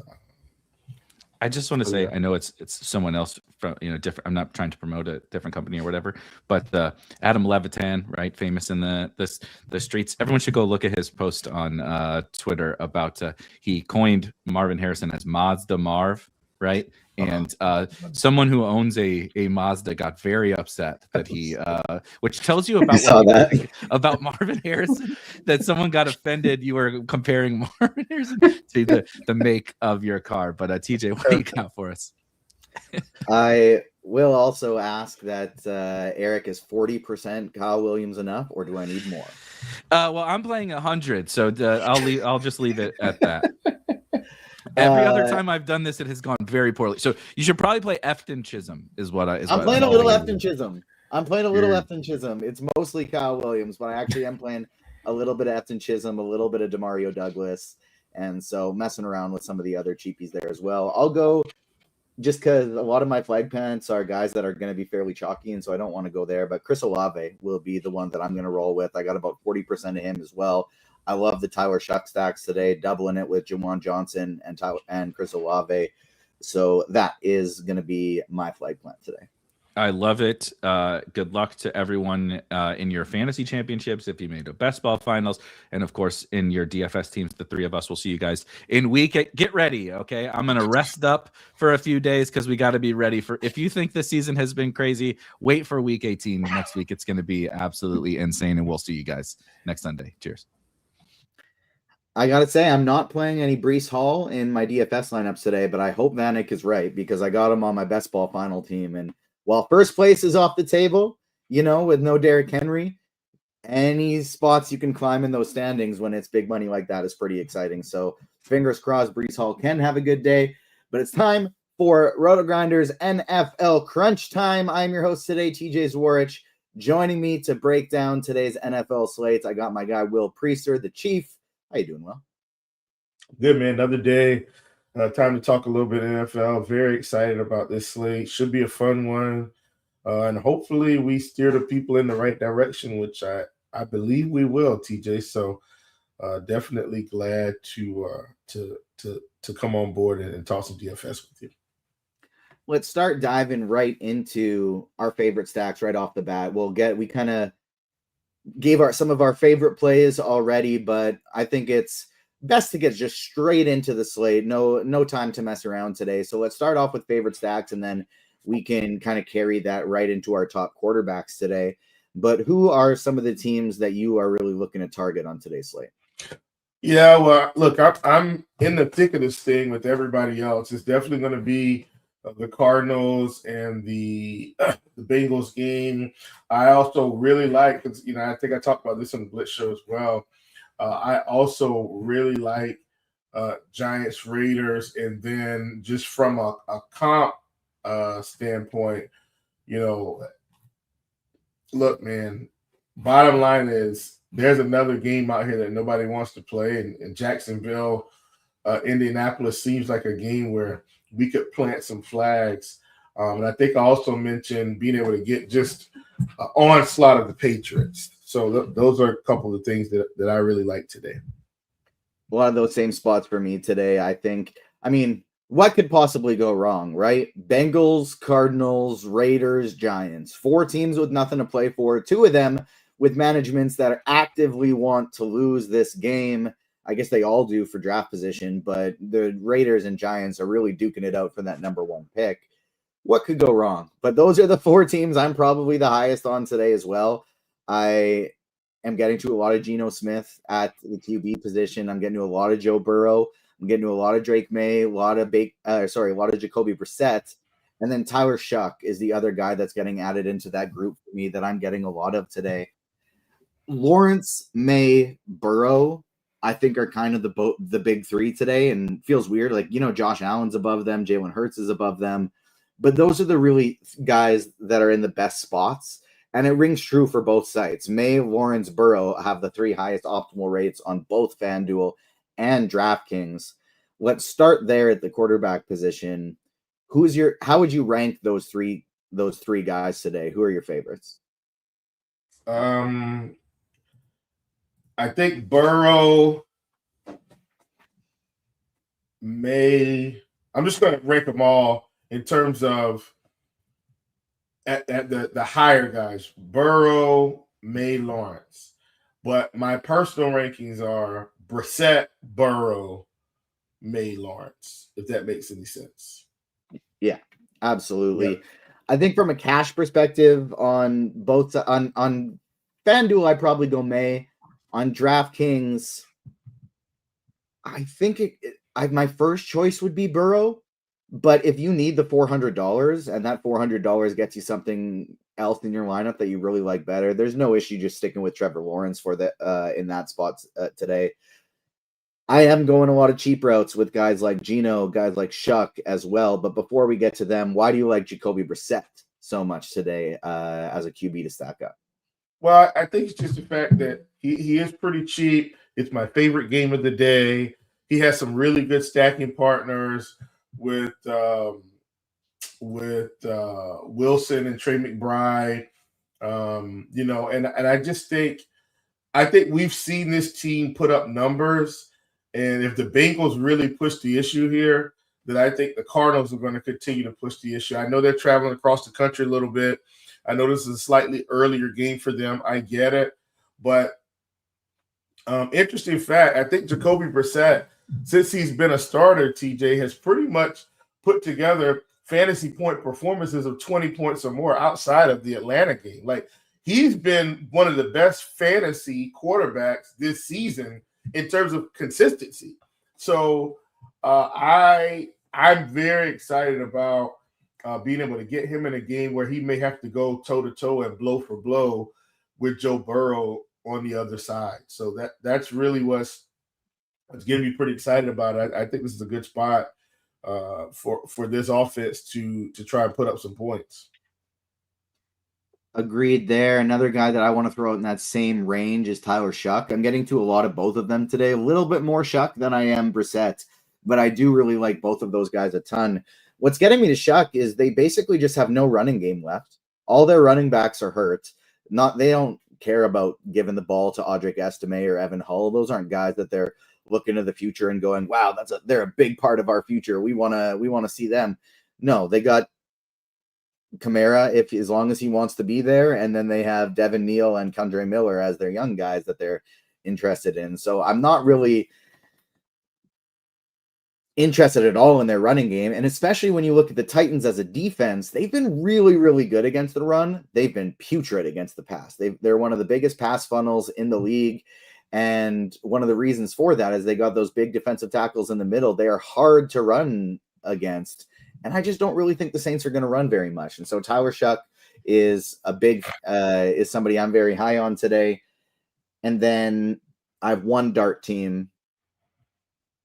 And that's actually it. I was planning on taking more shots earlier in the day on like maybe a Phillip Rivers, maybe a Baker Mayfield, and a couple other options. But I really just wanted to hone in on Shuck, Brissett, Geno, May, Lawrence, Burrow as my main 6 guys, and then I mixed in one Jackson Dart team in that group as well. Anybody else for like large field stuff you'd want to throw in as a dart? Not really, TJ. My quarterback pool this week, just if you must know. Oh, wait a minute. I'm so sorry. Give me a second, TJ. But I'm pretty sure I'm pulling it up. Just hang on. My screen switched on me for some reason. But it's pretty much this is my quarterback pool this week. Joe Burrow, Drake May, Trevor Lawrence, Jacoby Brissett, Geno Smith. That is my quarterback pool this week. Similar thoughts for me as well. Notice we did not say Josh Allen or Jalen Hurts. 2 games with really, really big weather concerns. Roth has that listed as orange right now in his weather report, which is, of course, one down from red being the worst risk of postponement and such. And so orange, where it's going to be cold and there's going to be a lot of rain in this one. And so I don't think either of us are getting Allen or Hurts. 1, because of that weather. 2, because it's just not really a great passing spot for either of these teams. We're more interested in the running backs, I think, and we will get to this running back spot. Before we talk about those expensive options, though, Ashton Genty is the big talking point. He is projected for about 45% ownership on FanDuel. He's projected for about, the same on DraftKings. On FanDuel, the optimal and ownership rates are pretty much the same. On DraftKings, SimLabs is actually saying Ashton Genty's going under-owned today because he's got a 55% optimal rate. First up, what are your thoughts on Genty? And then we will start getting to the other running backs. Yeah, I definitely think Genty's a good play today. Definitely think he's going to get tons of run. I also like JT. I also like James Cook. I also like Saquon. I like Chase Brown is actually my personal favorite today. Love him. I like ETN. Like these guys at the top are guys that I really like today, TJ. I'm not really, as I'm coming along, I'm not really dipping my toe into a lot of the cheap guys. Now, I don't mind a Tyrone Tracy on the other side of that game because I do plan on stacking that game a little bit. But generally speaking, TJ, I'm kind of rolling with the big guns today, and I'm going to let the chips fall where they may. I'm not really venturing off a lot of these, I'm air quoting here, thinner plays, if you will. I guess Bucky Irving, who in my opinion is a much better play on DraftKings than FanDuel, it makes the cut for me. But generally speaking, I'm playing the big guns today. I'm not really going to any of this, 4 and 5K value, even though they're getting starting reps. I think that makes a lot of sense. I'm going to be slightly over the field on Ashton Genty. I have him about 60% of my lineup, so that might even just end up being even when all the chips fall. But Ashton Genty, I am still getting to a fair amount, but I'm not hitting the lock button on him or anything. I am still differentiating a bit at that running back position because I think there's a lot of guys with high upside, and I think there are still paths to failure. And I do have a few lineups we'll get there, but I think the Giants defense are actually pretty interesting today, especially if you are getting to a ton of Raiders in your other lineups like I am. I think Saquon is my favorite of the spend ups. Like when I'm looking at Barkley and Cook and Brown and Jonathan Taylor, those 4 guys, I think I would rank them 1 Barkley, 2 Taylor, 3 Brown, 4 Cook. But all 4 of those guys, I think, are very, very viable today in really strong spots. I have about 26% Barkley, 26% Taylor, and then 10% each of Cook and Brown. But I have both of them in some higher dollar stuff. The only other guys in my pool that I'd want to throw out there, I am getting to a lot of Kenneth Gainwell. I have him at about 30% today. I just love how game script proof he is. He'll still run if they're ahead, and then he gets extra involved if they're coming from behind. And with no DK Metcalf today, that should really just solidify the passing game involvement that he always has.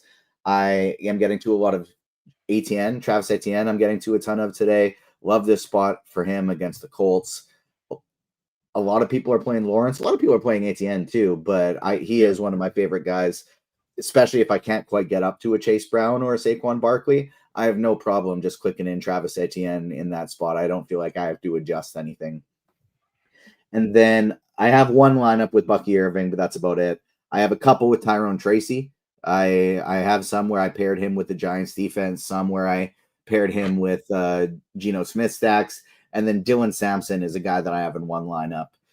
Don't know he's going to necessarily have like the full control of that backfield today, but I do think he's by far the most talented running back they have left in that room, especially in the passing game. We think likely the Steelers are going to be playing from ahead, and so Sampson, I think, could be involved in that passing game as well. Any other running backs you'd want to touch on before we go to receiver? Negative. All right, let's make the pivot to receiver. And of course, if you have any questions, throw them in the RotoGrinders live stream Discord chat. Get them in the YouTube chat. YouTube, all we ask is that you hit that like button for us, subscribe, hit the notification bell so you don't miss out on any of our shows. Chief and I will be back tonight for the Sunday Night Football pre-watch show. And so make sure you're hitting that notification bell, hitting the like button, because it's free content on a Sunday. What else could you ask for? And then, of course, after we go position by position here, we will take your questions. Go into the RotoGrinders live stream Discord chat first, YouTube chat second. They can be about today's DFS slate, but I know a lot of you are playing in finals for fantasy football leagues, things like that. And so if you got some questions for season long, feel free to throw them in there as well, because I know this is a very big week. Wide receiver position. Let's start up top. We got Jamar Chase. We got Jackson Smith and Jigba. How are you prioritizing these guys in comparison to the expensive running backs? And then what's your preference between Chase and JSN? Yeah, nothing's really slowed me down this week. So I don't know if I want to consider it like a priority per se, but more so a priority in terms of how I'm stacking, if that makes any sense, TJ. So whatever game I'm stacking, those pieces are a priority. If I'm not stacking the game, they're still in, but they're not a priority. So as an example, if I'm playing a little bit of Jacksonville, then JT probably gets in, if that makes any sense. If I'm playing the Cincinnati stack, then I'm probably going with Chase. So that's basically where I'm approaching it. In my single entry right now, I did prioritize Jamar Chase because I just like the Arizona Cincinnati game. So hopefully that makes sense. I think JSN or Jamar Chase are both really good.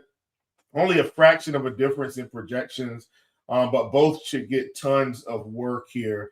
But once again, I am prioritizing Chase because of my affection for the Cardinals Bengals game. I'm not playing any receivers in the Philly Buffalo game, which means there's probably going to be an opening screen pass to the house, TJ, for some receiver for 80 yards. And I get it, but I'm not doing it. I will just if AJ Brown goes for 30 fantasy points, I lose today. I throw my hands up and say, hey, you guys were smarter than me. I'm fine with Olave. I think Stephon Diggs is one of my favorites, but he's getting way more ownership than I wanted him to. And so, which is interesting because Michael Wilson is not getting nearly as much as Stephon Diggs, and I like Wilson a bit more because of the situation. So, Michael Wilson, definitely, a favorite of mine. I don't want to overlook T. Higgins in this game, TJ, because I feel like Jamar is going to get tons of ownership, and Higgins is getting a fraction of that. So I like him quite a bit as well. The Giants receivers, Wan'Dale Robinson and Darius Slayton, two of my favorites today. Not to be outdone, man, this could be a really good Trey Tucker week because of the lack of weapons there. I know everybody's on Ashton Jeanty. Seems like nobody's on the passing game. I did want to plug in Trey Tucker. Do think that he's a option as well. I know I mentioned Stephon Diggs. It seems like everybody and their mom is on Kyle Williams. Obviously, he's a cheap receiver that could do some damage. It feels that way, but on FanDuel, Diggs is going to be almost triple Williams' ownership. Yeah. And on DraftKings, he's going to be double. Yeah, I know. I'm just saying from the experts, TJ. Seems like everybody's on him, but generally speaking, he's not that high on. You got this cheap receiving core of the Colts. If you want some run backs, all of them, Pittman, Pierce, Downs, all relatively cheap. So I think those guys are some really good options as well.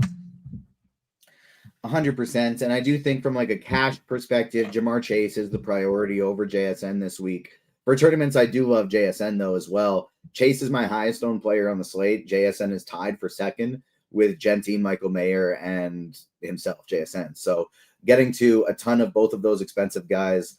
Cash, Diggs, Myers, Robinson, all three of them look really great, as does Kyle Williams. Totally viable in that setting if you need to go down to him. But I'm fully fading Jacoby Myers in tournaments. Like that, just on both sites, especially DraftKings, where he's projecting for a ton of ownership.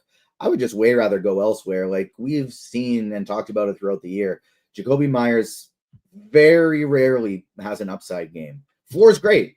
He is going to get you 15 points all the time, but very rare that he has a really big game. He's had one game over 20 fantasy points this season, and it was at 21. So just not typically a big ceiling guy. Now, of course, because I'm saying that today will be the day that he goes out, has 50 fantasy points. But I'm personally going no Jacoby Myers today in my tournament lineups. I like the idea of going with, when we get to the cheap range, I do like Kyle Williams as my favorite. I have 40%, but I don't hate the idea of doing a Demario Douglas or Efton Chisholm as a pivot off of Kyle Williams with that same team. Or if you're playing Drake May, double stacking him. Play Kyle Williams with one of those two and skip out on Diggs, who's going to be much higher owned. That's how I'm running a couple lineups today. It's sort of my same process with Tucker. Tucker, I think, is totally fine, but I would rather play Jack Besh at a tenth of the ownership that Trey Tucker is going to have. So high on him today. I really, really like T. Higgins for tournaments. Most of my lineups that don't have Jamar Chase do have T. Higgins. That's one of the ways that I'm going about things today. I just really want exposure to this Bengals team. So I'm going to have one of Chase Brown, T. Higgins, or Jamar Chase in basically every single lineup I play today. Any other? Olave, who I, of course, mentioned at the top of the show, but he's one of my favorites as well. I got about 43%. You talked about Michael Wilson. Don't mind that. PJ Washington is who I'm getting to the most in my Trevor Lawrence lineups. Then the only other guys in my pool I would want to throw out there would be. You mean Parker Washington? Yes. Sorry, I always mix up. You said PJ. I was like, he plays for the Dallas Mavericks. Yeah, I do Parker Washington, PJ Washington. I always mix up on these shows. And Duncan Robinson, Demarcus Robinson, I was just doing on the other Showdown show the other day as well. But yeah, I meant Parker Washington. And then just total dart throws. I have these guys in Drake May stacks as a run back. I have one 80 Mitchell team, and then I have one Isaiah Williams team. Isaiah Williams, 3K flat. He's just been getting some targets recently. And so super large field stuff, and not guys I'm confident in, but just using as some run backs today at the wide receiver position. Anybody else at receiver you want to bring up?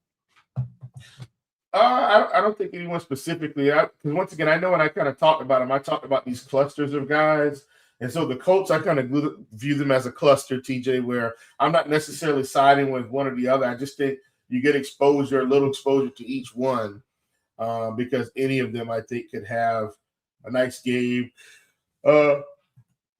Similar to the Giants, like I can't tell you personally, I am siding with Slayton because he's cheaper and I think he's got bigger playability downfield. So I do like Slayton between Wandale and him. But just keep in mind, Wandale could also have 10 targets in this game, very likely, by the way, and the volume will be there. Although Darius Slayton did have 10 targets, I think, in a game prior, just didn't connect on a lot of them. But once again, that's just me. And also, TJ, let me just say this, because I know we got time. This slate feels so small, and it is. It's 9 games, but it feels like 9 games where, and I do feel like there's kind of some concentration on certain plays. So any differentiators, like a Darius Slayton, like a Kyle Williams, any of those differentiators could be huge at the end of the day for you. Michael Pittman, like all these guys we're talking about, TJ, these are all differentiators for me, where there's going to be a lot of ownership on the plays that should be there or the plays that we should play, but then not as much on the differentiators. And I think that's where you make your money this week. Let's swap over to the tight end position where it's Trey McBride and the punts. You're going all the way up to Trey McBride, or you're going all the way down to the super cheap backup tight ends who are filling in as starters today. Obviously, Trey McBride projecting for a very, very high optimal rate over here on FanDuel, where Michael Mayer's salary is not doing near as much for you as it's doing on DraftKings. But we pivot over to the DraftKings screen on SimLabs. Wow, surprising to see McBride that high as well, and I'm surprised to see Mayer that low. I feel like Mayer is the main cash game target at tight end today. SimLabs is saying it's McBride. It can absolutely be both. But for the most part of my lineups, I'm looking at all the way up to McBride. I'm looking at all the way down to Michael Mayer. And then some pivots off of Michael Mayer that I have are Daniel Bellinger, Taysom Hill, Elijah Higgins as some guys that I'm getting to today. I do like Juwan Johnson, and I'm stacking him up with Tyler Shuck. And I do have some Brenton Strange with my Trevor Lawrence teams today. Mm-hmm. But I don't really feel the need to go anywhere else. Like, it's McBride in this incredible matchup against the Bengals, or it's down to the punts for me. A couple others that I have in stacks. How about you? Who do you like at tight end today? I'm with you, TJ. I'm either spinning all the way up on our boy Trey McBride, or I'm going down to Mayer. But even in between, obviously, you've got Warren, you've got a couple of these cheap guys that you can throw in there. But I'm pretty much McBride or Mayer, and I'm going to live with the results. That's how I'm approaching the slate. I consider, a bit of Hunter Henry because of how thin they were. Not thin, but because of the uncertainty at receiver. And I do think he's an okay play, right? But I think you either spend all the way up or spend all the way down. I think those are the right ways to play it this week. Chat is asking about Harold Fannin. A lot of people there on him today. Nothing wrong with getting a Harold Fannin in a tournament today. Probably not a cash game play at that price. Maybe dealing with a little bit of a groin injury. Now, it doesn't look like he's really going to be, they haven't reported that he's going to be limited at all. They've said, in fact, he's going to be a full go. And so I don't think we're worried about that energy from a usage perspective, except for, groins or nagging. That soft tissue stuff can be easy to re-aggravate. And so Harold Fannin, not a cash game play, a totally fine GPP play. Not many people are going to be getting there because of that price tag. I'm personally not getting to any Fannin today just because I'm going elsewhere at tight end. But especially at the flex, if you're playing 2 tight ends, would be where I'm actually most interested in Fannin, because I really don't like that price range on DraftKings.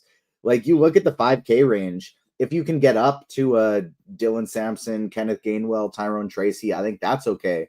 But if you have 5K flat left, I like him better than the running backs in that range. I like him better than the receivers in that range. So no problem with Fannin in that scenario whatsoever for a tournament play today.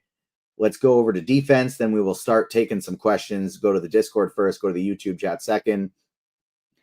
Cash defense, this is like, I think it's so incredibly wide open. Pittsburgh's projecting for a fair amount of ownership. Cleveland's projecting for a fair amount of ownership.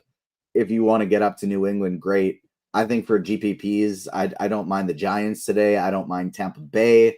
And I'm getting some Eagles in that weather game as well.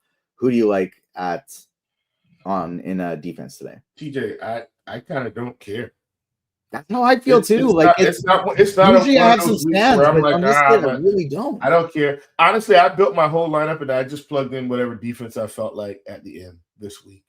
My main lineup defense on DraftKings, I went Panthers, 2,100, cheap at the bottom. They're a good enough team, and Seattle is a very good team, but it's not like their offense is infallible. Like Darnold throws interceptions.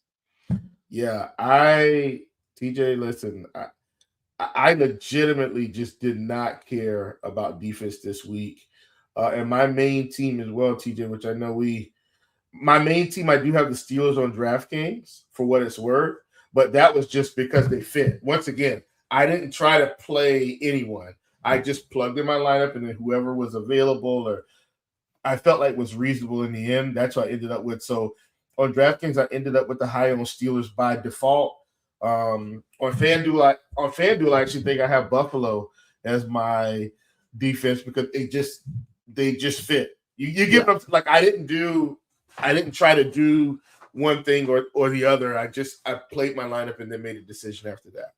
And honestly, I think that's the way to go this week. I think you can find anyone at the bottom or the top or in the middle. I think some people mentioned the Panthers. I got no problem with the Panthers. They're at home. So, I got no problem with that. Once again, I have no problem with anyone this week, TJ. Just plug it in. All right, let's start getting some questions here. The John Tom with the first question, and I got to say we probably aren't going to be very helpful here because it's Barkley or Chase Brown. And I have Barkley. You got Chase Brown. I have Chase Brown. Yeah. Both really great options today. I slightly prefer Barkley, and Will has a preference for Brown. DK Cash, Etienne and Brown's defense, or Barkley and Panthers defense. I would go Barkley and Panthers. Yeah, I would do that. I would do that. Yep. For the championship, you got Burrow or Stafford? I'm going Burrow, man. Me too. I like Burrow in this spot as well. Season long, Jacoby Brissett or Josh Allen. As much as we love Brissett for DFS today, I can't not go Josh Allen in a fantasy final. For season long? Yeah. Oh, man, TJ, that puts me in a conundrum. I get it. It's the weather. He's probably going to run some more. I think I like Brissett. You got to live and die by the sword that got you there. That's my feeling for fantasy in a lot of ways. Like, you were going to hate yourself if you played Jacoby Brissett and Josh Allen scores 40 points today. I get it. I get it. FanDuel, Wan'Dale Robinson or try and get up to Diggs? That's actually a really good question. TJ, that's a great question. I trust Wan'Dale because of the target volume. Because if any game is going to get out of control, isn't the Patriots-Jets game? Like, aren't the Patriots supposed to essentially on paper punch them in the mouth early? And I think you're hoping that Diggs gets it early. I think you're fine with Wan'Dale. I think you're fine with Wan'Dale. I know it sounds crazy. I think you're like, especially if you like the rest of your lineup, I'm okay with Wan'Dale over Diggs. DKGP. Oh, sorry. This one was first. Brian Thomas or Jacoby Myers, and I think that's totally dependent on contest type. In cash, in something really small field, and something that is very balanced payout, I would go Myers. But in a large field GPP, the type of stuff I'm playing, Brian Thomas. Jacoby Myers is going to be way, way, way higher owned, and I think Brian Thomas is the guy you want to go with there. DKGPP, $5,300 at the utility position. Who do you got? There's Jacoby Myers in that range as well. Michael Carter, Brian Thomas, Harold Fannin, Dylan Sampson. I would go Sampson or Fannin personally. How about you? On DK, right? Yeah. And for what it's worth, if that is a cash question, it is absolutely Jacoby Myers, but it's a GPP question, so I would want to go elsewhere. Yeah, I don't mind Fannin if that's where you end up. I don't hate that at 5K. All right. Should I fade Josh Allen in my season-long championship due to weather? No. Play yourself from Josh Allen. Shuck is that seems to be a big question today. Yeah. Josh Allen's season-long shares. Interesting. Chase Brown or ATN? I think we both got Chase Brown in that spot if you can get up there. Yeah. ATN, if you can't get up there, he's great. If you can get up to Brown, though, I still want to do it. DJ Moore has been downgraded to questionable for the Bears game tonight with an illness, but that is not on the main slate. But keep that in mind for your season-long stuff. Maybe pick up Luther Burden if he's on the waiver wire in a not-so-deep league. Thoughts on using Daniel Bellinger as a cheap option at tight end? Yeah, I got some Bellinger today. I'm totally fine with that. He's going to be a low-owned pivot off of Michael Mayer. There is no Theo Johnson for the Giants, so he is viable. FanDuel, cheapest defense viable. Would you rather the Cardinals or the Jets? Cardinals. High-scoring game, potential for some mistakes. I'm a best running back range in the 6K range on DK. Assuming you can Probably go a little Bucky. bit above, it's Genty for sure. But then outside of that, maybe like a Bucky Irving or a Kenneth Gainwell. Yeah. I'm thinking definitely Bucky and Genty if you're in the 6K range on DraftKings. I think that's I think those are the right plays. Knowing that DJ Moore is listed as questionable tonight, pick one for season long. Moore, Burden, Brian Thomas Jr., Ted McMillan. Oh, man. Probably going McMillan, but I hate it. FanDuel cash quarterback. Do you want May or Burrow? DraftKings, I do prefer Burrow, but on FanDuel, where May is cheaper, I think May is the guy there in cash. If you have $300 remaining, go up to Burrow. But if you're needing those $300, absolutely no problem going with Drake May there. Let's see here. We hit that one. FanDuel single entry, Michael Mayers and the Dolphins defense or Jawan Johnson and Arizona defense? Michael Mayer and Dolphins or Jawan Johnson and Cardinals? Yeah. I'm just going to go Mayer Dolphins. Is Trevor Lawrence solo a viable play? Yes, I actually think it is. He spreads the ball out and he likes to run recently.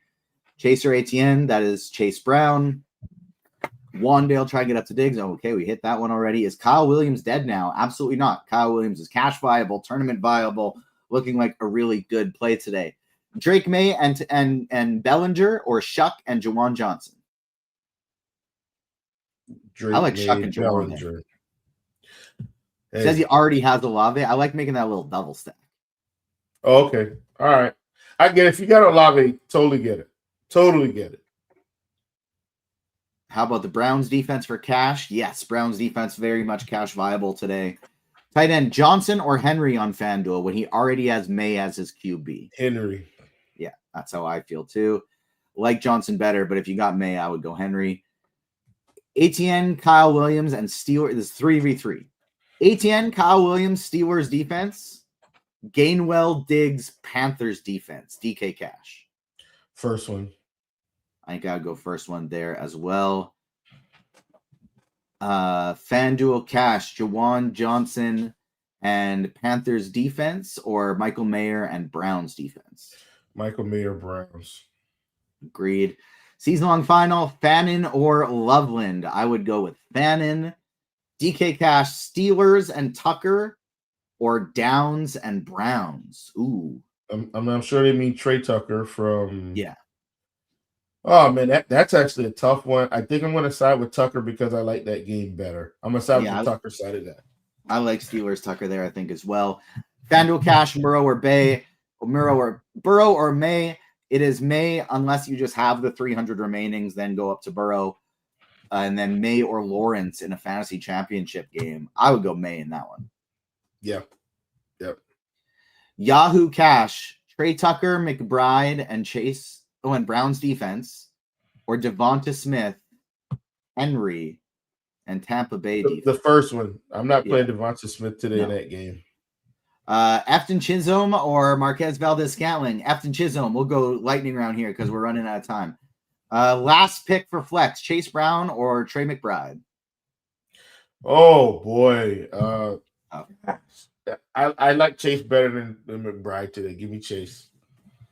Pick 2, Stephon Diggs, T. Higgins, Mike Evans, or Wilson. What Wilson is that? Why am I playing? Higgins, Wilson. I would go Higgins and Evans personally, but no problem with going Wilson there either. Season-long question, Tyrone Tracy, Dowdle, Carter, or Waddle? I think I'd probably go Waddle with Tracy as my second pick. Taysom Hill or Michael Mayer? Michael Mayer. FanDuel stack. Favorite FanDuel stack. FanDuel single entry. Cardinals, Bengals. DK Cash, ATN, Kyle Williams, Steelers, or Gainwell, Diggs, Panthers. That's the ATN, Kyle Williams, Steelers side. Fannin and Panthers, or Jawan Johnson and Giants? That's another question that's been Fannin, Panthers. Josh Allen and Eagles D with Barkley, viable for a DK GPP? No, do not play Josh Allen and the Eagles D together in a DK GPP. Gainwell and Diggs, or Chase Brown and Kyle Williams for DK? Chase Brown, Kyle Williams. 2.5 minutes left to lock. Get your lineups in. Would you guys play Cook and Barkley in FanDuel GPP with weather concerns? Yeah, we don't have to worry about the weather concerns for running backs. I think that just means they get even more involved in this one. FanDuel is Chase a must play and FanDuel Cash because I'm running 3 running backs in McBride. I would say Chase is a must play for Cash, but I mean, I don't necessarily think it's wrong if you're going Diggs, Myers, and who is the other viable guy in that mid-range that I can't think of off the top of my head. But I do think you should play him in Cash, but if you're playing McBride and 3 running backs you're comfortable with, I don't necessarily think you're wrong either. Jawan Johnson or Taysom Hill, season long. Definitely Jawan Johnson. All right. We did it. All right. Back to the YouTube. No, there's more. 1.5 minutes to lock. Thoughts on Pollard today? I got no Tony Pollard. How about you? Yeah, me either. Michael Carter or Bucky Irving? I assume that's season long based on prices. And so, but either way, it's definitely Bucky Irving among those two. FanDuel Cash, Drake May and Giants defense, or Trevor Lawrence and Browns defense? I think I side with. I have May ranked ahead of Lawrence today, so I'll just go with the May side of it. That's how I feel too. Fannin or Loveland for season long? Fannin is the answer. 30 seconds left to lock. We have answered all the questions. Will and I will be back tonight at 7:30 Eastern time talking about tonight's Monday night football game. Sunday night football game. I also Sunday night football game. Thank you. FanDuel single entry, Chase Brown or Ashton Genty? I'm going Chase, but I think both is the correct answer. I also do want to shout out PickLabs because we even had our guy B-Hand in the Discord chat had just started using PickLabs, first time using it. 8 pick parlay, 6.2K that he won already. So shout out to our guy B-Hand for using PickLabs already. It's the newest feature that lets you scan the best player props and pick 'em bets in seconds. Everything's broken down for you from edges and win rates to value. Quick question before lock. Browns defense, Seattle defense, season-long question. Seattle, definitely always Seattle. Back to PickLabs. It's a clean board showing you which plays stand out across sportsbooks and sites like Underdog and Prize Picks. When you see something you like, PickLabs builds a slip and sends it straight to the book of your choice. Right now, you can try PickLabs completely free on RotoGrinders through December 28th. That's today. Today's the last day. So check out PickLabs. rotogrinders.com/PickLabs. You'll try it once, be wondering why it wasn't a thing already. We have reached lock. We have hit all the questions. Chief and I will be back later tonight. Good luck, everybody, in all of your contests. We only got 1 week of this left. After this, we got chaos next week, and then it's the postseason. So hopefully, let's take something down before the season ends. Good luck in your season-long stuff. Good luck if you're in any best ball finals. We'll see you later tonight. On behalf of myself and Chief, peace.